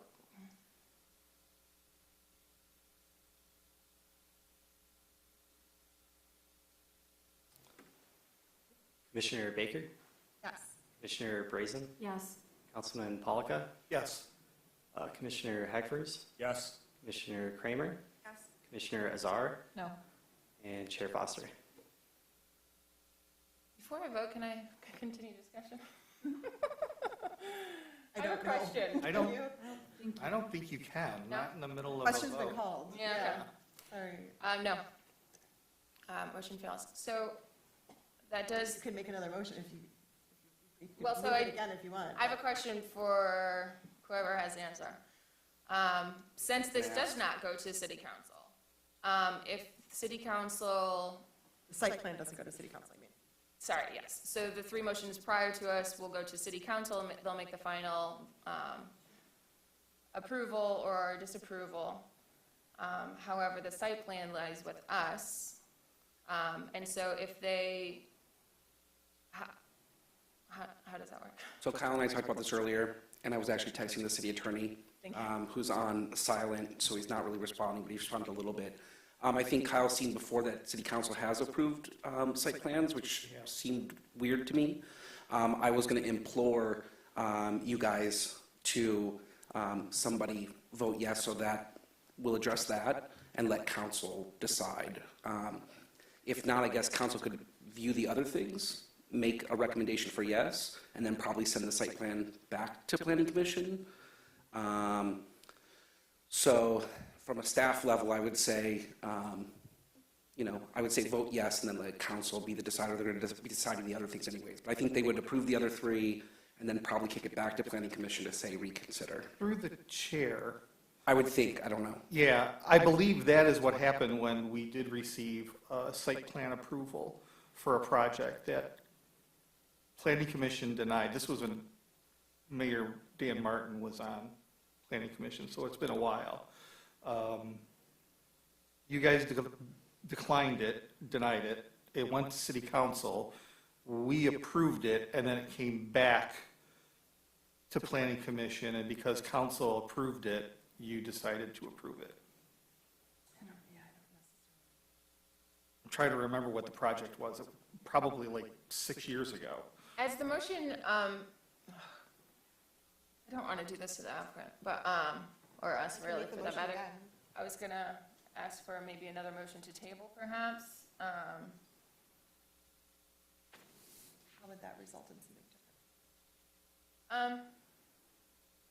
Well, we had another motion to approve. I'm not this evening willing to change my vote.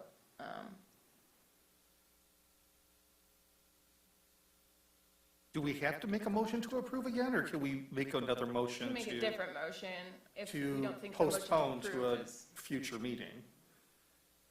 But it already failed. I would say I don't think the applicant wants to postpone. Well, I think. there are two commissioners that are not here this evening. Well, one of them can't vote, Oh, the other can. the other can. Yeah, in reading the tea leaves from last time, I think the other commissioner would have been probably in support. And so we get in this predicament. So I guess it's up to the planning commission to make another motion. And then Dan will have to figure it out. I'm not really sure, he's not answering right now. I can make another motion to approve.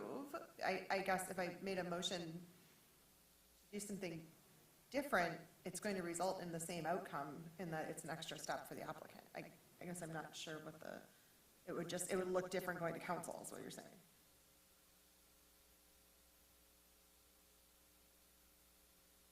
But I don't, No. I mean, Hold on. It wouldn't look like a motion to approve that failed. It would look like a motion to table that passed. yes. Yeah, I guess I hear the two The dissenting, outcome for the applicant would be the same. I hear the two dissenting votes. Well, It still has to come back for site plan approval. well, right, I guess so, yeah. So I hear the two dissenting votes. I actually sort of thought, because you voted for yes for the special land use, that the site plan interior to the boundary was acceptable.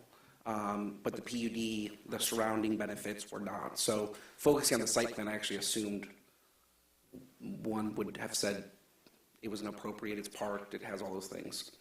The city attorney's not answering, so we could take a break and I can try to call him. I don't think, Is there a condition that would be added that would make someone who dissented be supportive of the site plan? Add the noise, no, you Well, can't add the noise. through the chair, and this is kind of a question to you and to you. So if let's say we approve the site plan here, and it goes to city council. City council would vote on it. If they voted in favor of all three of it, project moves forward, that's done. Mhm. If we don't vote to support the site plan and it goes to city council, and they approve it and it comes back to us for site plan, we can vote on the site plan again. However, I'm curious, what would change? Would you change your mind because the city council said, oh yeah, we're voting for the project? Or, because the site plan and the zoning, it's a different discussion. Right. So, you can be supportive of a zoning change and be against a site plan. So, like, to not waste any more time, what would change that? There would be another commissioner that might change the total outcome of the vote. I don't know if that's why it came back to planning commission or not, the one that I'm talking about, like 6 years ago. I don't know if that's why it happened, it was lost by one vote and it came back then, and I wish I could remember the details. Affirmative votes Here, of 6 Martin members shall be required for the passage of any resolution or motion. Dinner planning. Yeah, I'm sure,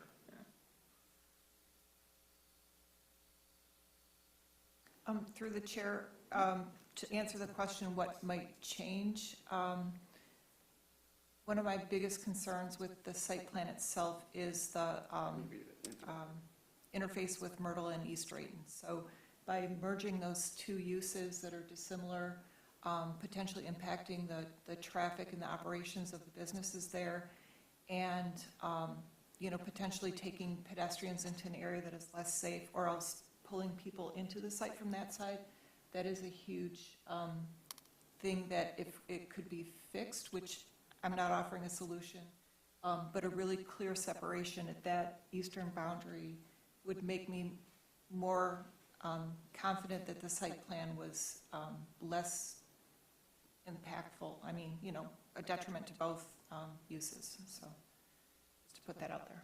Through the chair, would signage, saying no access, industrial use only? I don't think that's, that, and I recognize that part of East Drayton, I think it is kind of steps into the site, so there's a little overlap, so I don't have a solution, but I think that's, if this project were to go forward, that's a really big concern of mine, that there's not a really great separation resolved yet, so. I do want to add one thing. Amenity, or sidewalks along those side streets. Yeah, and nor do I, pedestrian. yeah, I've walked it many times, I'm not sure a sidewalk would be a safer thing, because it's hardscape and trucks cross it, and Just safety. Yeah. Let me add one thing for interpretation of the code. Section 2-39, which speaks to quorum, states quorum, voting on recommendations to the city council. So the site plan does not go to city council. But under recommendations that go to city council, it says 6 members of the planning commission shall constitute quorum. The affirmative votes of 6 members of the planning commission shall be required for the passage of any resolution or motion. All ex officio members appointed shall have full voting rights. But the title of it is voting on recommendations to city council. So because that wasn't, the quorum of 6 or the 6 may not apply, it may be a majority. We've always required a quorum, or a vote of 6. Sure, I think the city attorney would have to weigh in on what that means, because the title is specifically voting on recommendations to city council, which the site plan doesn't go forward, so I don't know if that's been interpreted or thought. Yeah, I just well, wanna there add was a that. majority, so it's a 5-2. If we move forward this way, I think Commissioner Baker said, if we do it this way, or if we do it with a motion to table, where it's going to result in the applicant having to come back, I don't think it's going to change the result at all. So we can leave it as is this evening. We can get our council to weigh in and go from there. Or I can make a motion to table so it doesn't look like there's a motion going to council. I think. It's going to be weird now, because if you made a vote, it was 5-2, so if he considers that to be a majority, and that 6 vote not counting, I guess you could make a motion to table, No, your but then if applicant- he interprets the first one, then it passed. your Tim, do you have applicant's a- trying to get your attention. I guess I'd just throw, Commissioner Zara kind of made us talk back here, and, I see Drayton as kind of the issue, I understand that. And again, we wanted to have that for emergency.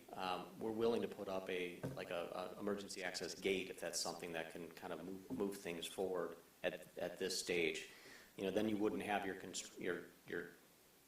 obviously your traffic going through that area. So that would be something that we'd be willing to to add to the, it was kind of last minute, but Was the traffic study under the impression that both Drayton and Myrtle would be open to the site for, I'm sure it was included with it. We'd still want to keep Myrtle, just because Ross Controls is there as well, and that's sort of beneficial in that respect. I think Myrtle has similar safety concerns for me with the parking along both sides. There are a lot of conflicting points for both vehicular and pedestrian traffic. So Public hearing is closed, they're debating right now, sorry. Between Myrtle and Myrtle is an access. yes, yeah. So we're discussing both of those as being both issues for both of them. Yeah. We appreciate you coming this evening, but sorry, this is the way we conduct business. Thank you. So I appreciate the applicant making a suggestion, but I think that we're going to have to move forward this evening with the, and I think it's at the commission's will, if we want to send forward the motion that did not receive the 6 votes of approval, or if we want to make another motion to table the site plan approval. You can make a motion to table it, and if the city attorney interprets the first motion to have passed, then it passed. If it didn't, if he interprets it, no, you need 6 votes, and council acts on the other 3, they can send it back. Maybe there'd be another person here who would change, the 6th vote. So I would say it doesn't hurt to make a motion. If there's no condition that can be done, it doesn't hurt to make a motion to table that piece, and the city will interpret it. The city attorney will interpret that. It's confusing. Good for the code rewrite, though. Good to address all this. To quickly address the suggestion about the emergency gates, if that was even an idea, I actually don't think it would work with the flow, and I appreciate the idea about it, but mainly I'm thinking about your dumpster room that's in the building, and if the truck were to come in off of Woodward Heights and back into that dumpster room, now it's making like a 5-point turn to get back out of the site, because right now you pretty much have it set up where it will empty out and then drive down, drain, and be gone. So I appreciate the idea, and I understand where it's coming from, but I don't think it would actually make the site flow worse. So, but thank you though for it. I appreciate it. Thank you. How do we want to send it to council?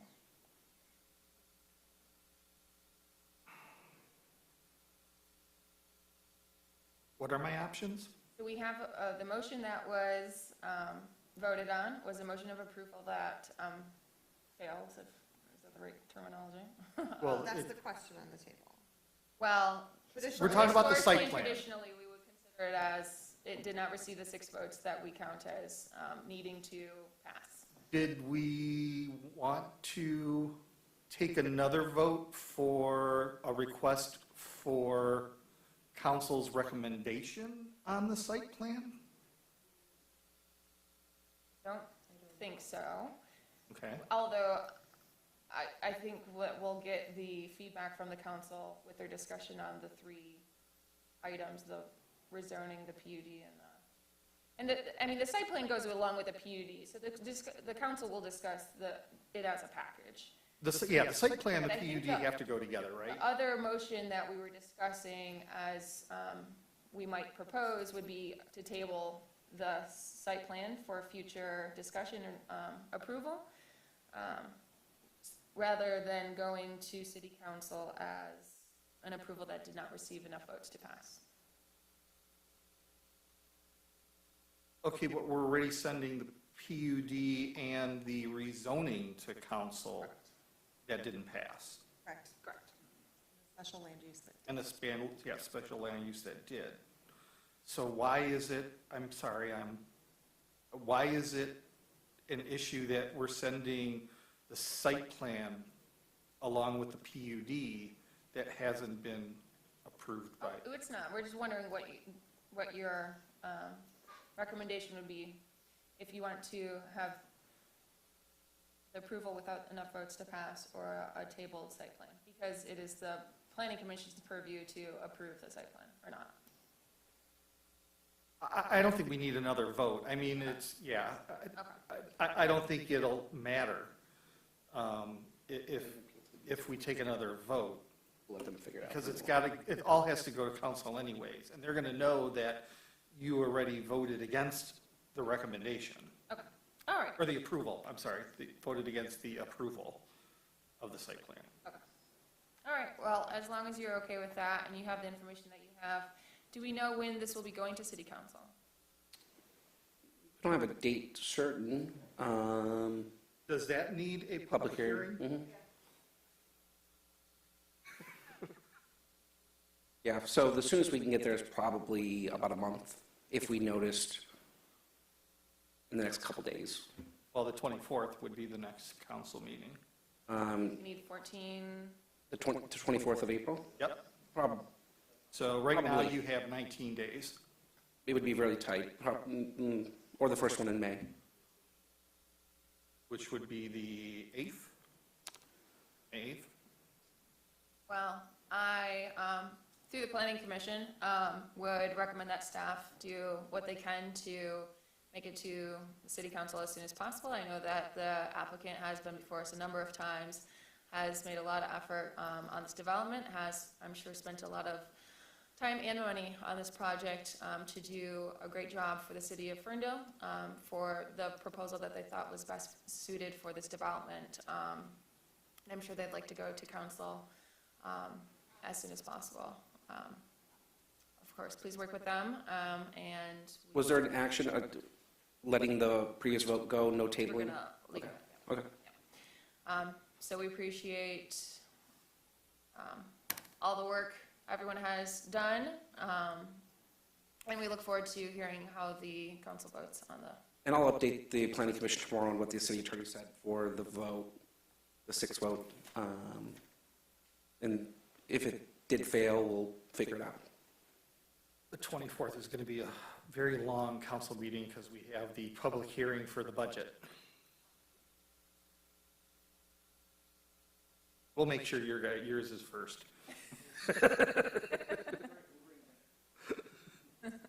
All right, that concludes that item. Thank you, everybody. Yes, thank you very much.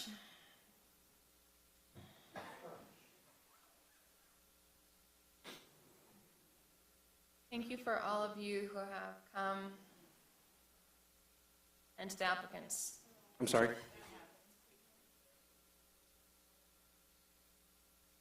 Next on our agenda, we have administrative items. City staff has anything for the commission? Let's let them.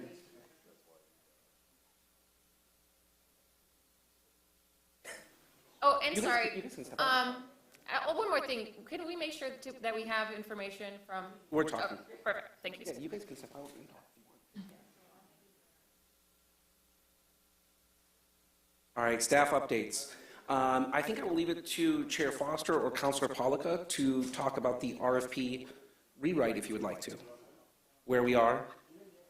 I think you'll do a good job since you're running the show. I can if you like, if you would like Go me ahead, no, to. talk about it, go ahead. I'm sure you can supplement with any details I leave out. However,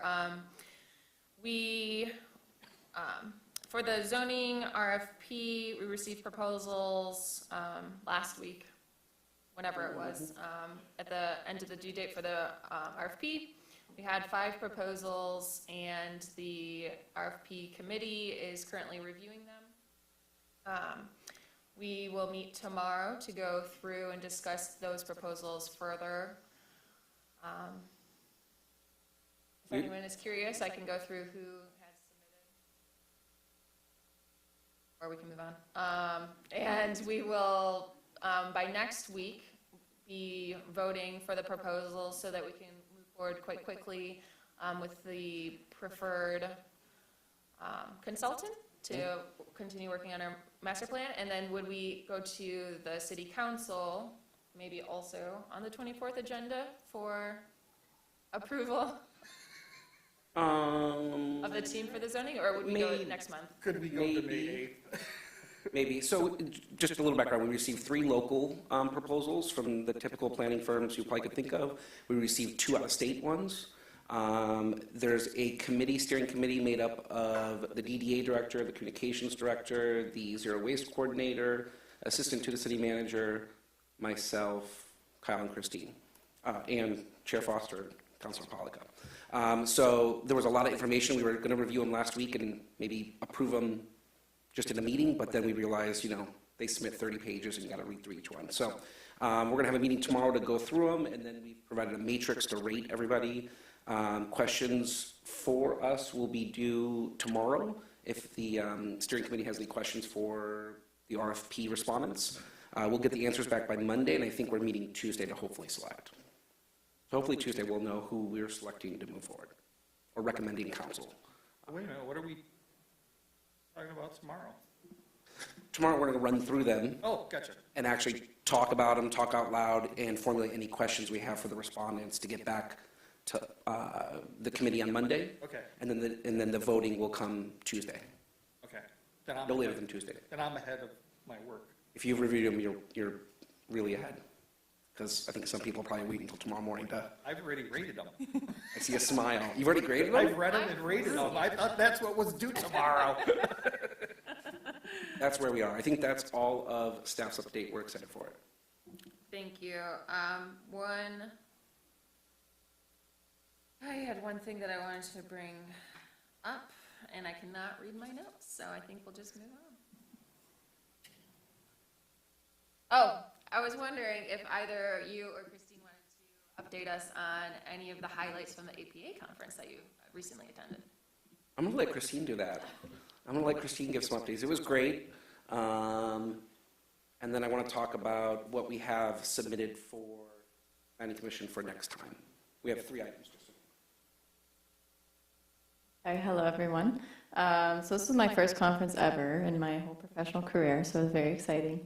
I loved the city of Philadelphia. I thought it was really cool. I've never been there before. And all the sessions were really great too. The one that stood out, well, there were 3 that stood out the most, but planning for a 24/7 city. So the city of Philadelphia has a night mayor, and they help ensure business safety and pedestrian safety as well. So that was pretty cool, especially because Ferndale has a very vibrant nightlife. There's one about planning for mental health and how different streetscape designs can help with everyone's perceptions. And then there's one for communication skills for young planners. So that was pretty cool as a young planner. So I loved it. I enjoyed it. It was really cool. Awesome. Yeah. Thank you so much. Thanks for attending.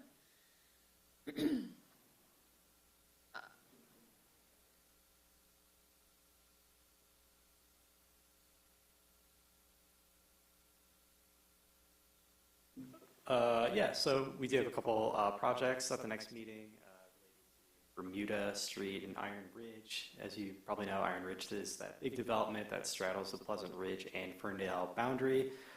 Big mixed-use place. A lot of it's on the Pleasant Ridge side, but Iron Ridge Holdings, who owns and operates the whole thing, they've got a couple random little outlots and weird-shaped parcels along Bermuda, and they're looking to put in more multifamily. Then they're looking to redevelop the parking lot across from the apartments that are still under construction. Thank Stay you. tuned. And that would be in 2 weeks on the 19th? Yes. Same applicant that was here tonight? That's not going to be 19th. No. Is that still Dennis Griffins? Is that the same applicant that was here tonight? No, it is not. So is it those 3 projects all with that development, or are there additional projects that are coming next? They're calling it Phase 3 of Iron Ridge. I was not around for Phase 1 or 2. I've taken them all as separate projects, so it's going to be 3 different approvals, 3 different. All related to that one? Yeah, Gotcha. yeah. They're saying it's all related, and they'll explain that probably better than I can. But really, it's 3 functionally separate projects. Thank you. With no further administrative items, I'd open up to the commission for anything.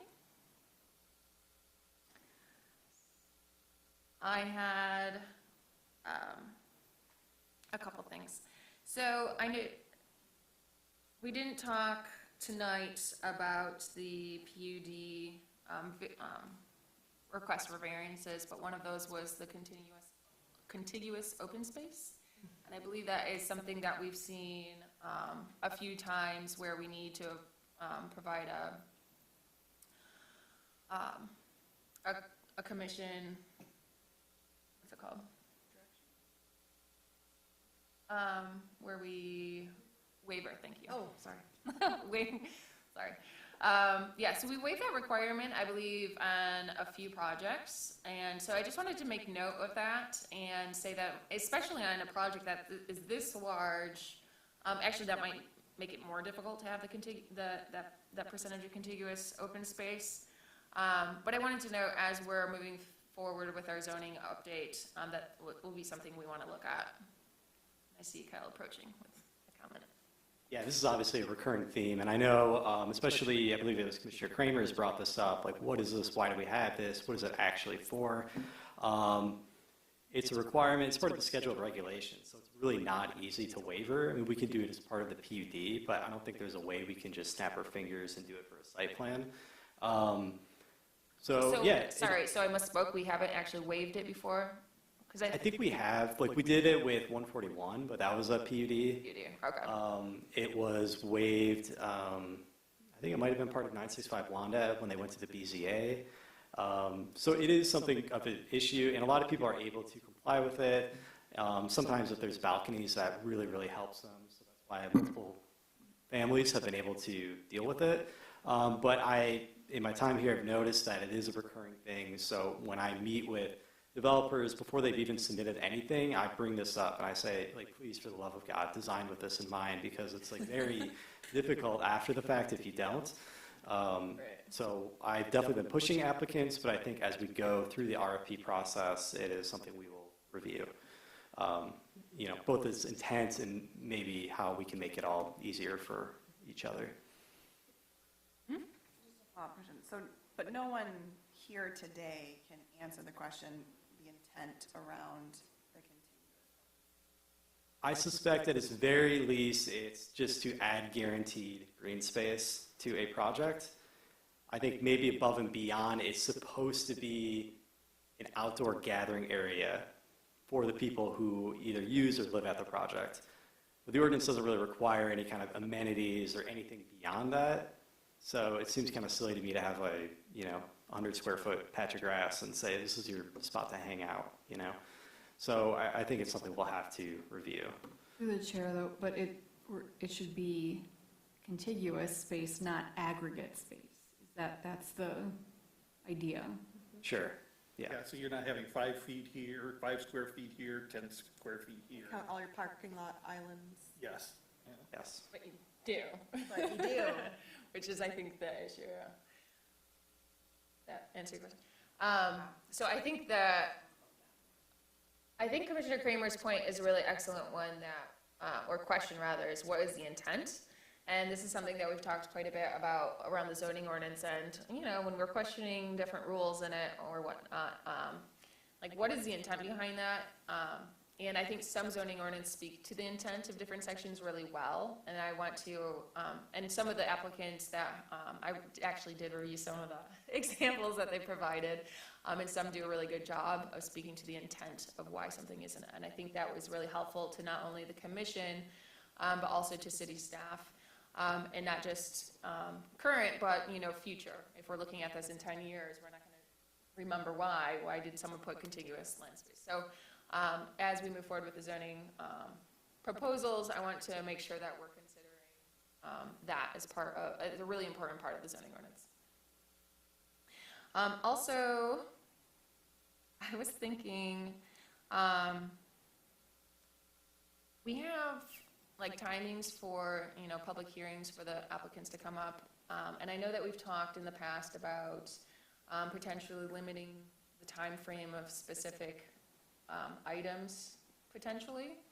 I was wondering if the commission had any thoughts on if we would like to talk more in the future about potentially limiting presentations to a specific amount of time, like giving our applicants an idea of something. I don't want to limit them if they, have important things to say, and But I do really respect, although you might not think it because I talk too much, everyone's time in volunteering on the commission. And I want to make sure that, we maintain a friendly, business environment as we serve on the committee, so. I think it depends on the project. Like something this big, I would expect the presentation to be, 15, 20 minutes. But, something like a room over a garage, that shouldn't take much more than, 2 to 3, 5 minutes tops. So I think it really depends. I don't want to limit every presentation to a specific time. But maybe we can determine the size of the project to determine. And it might not be necessary. I was just thinking tonight, as we have already heard, a number of, or the whole development, and, the applicant had stated that, there's new people in the room. And, it might be nice for them to hear, but after we hear it so many times, it's all important information, so I don't want to belittle that at all. Through the chair on that point, I think when we first discussed that, we were getting a lot of discussion items that didn't necessarily need discussion. It was more like pre-promotion of what was coming, really where they might not have had that many questions for us, or didn't really have any unique aspects. I mean, they're all unique, but, things that we needed to know ahead of reviewing a site plan. So I think maybe those have been toned down a little bit, where the discussion items are a little bit more filtered or specific, and I think those were, when we were having multiple meetings and lots of discussion, that was kind of like the long ones, So I think if we kind of keep that in mind, and then the suggestion on the type and intensity of the project, but yeah, well taken today. It was like round number, whatever. It wasn't new anymore, so. Maybe it's just some coaching that would be helpful from city staff as we're going into the meetings. And just to the point too, I think, and I'm curious because we haven't had a lot of discussion items, and I don't know if it's just the flow of projects, but also we had such new staff, forgive me for pointing out, in the past year. It could also be, staff learning how to then, knowing what might be appropriate for a discussion item, so you can speak to that as well. Or staff may tell applicants, like tonight, I don't think we have to rehash everything, I think they've heard it, and then the applicant want to do it anyway. Do it anyway. So we in this particular one, I think they did a great job. I think it was valuable, but I did talk with them this afternoon and just said, I think you can just lay it where we left it is, you overwhelmingly supported me last time, and we submitted the conditional rezoning, like kind of requested, and so that's what we're here for. I think they wanted to go into more detail. So we do try. We feel the pain sometimes. Well, yes. We appreciate your hard work and staying at these meetings as well. And so with that, if we have no other items, I will call the meeting adjourned at 8:48.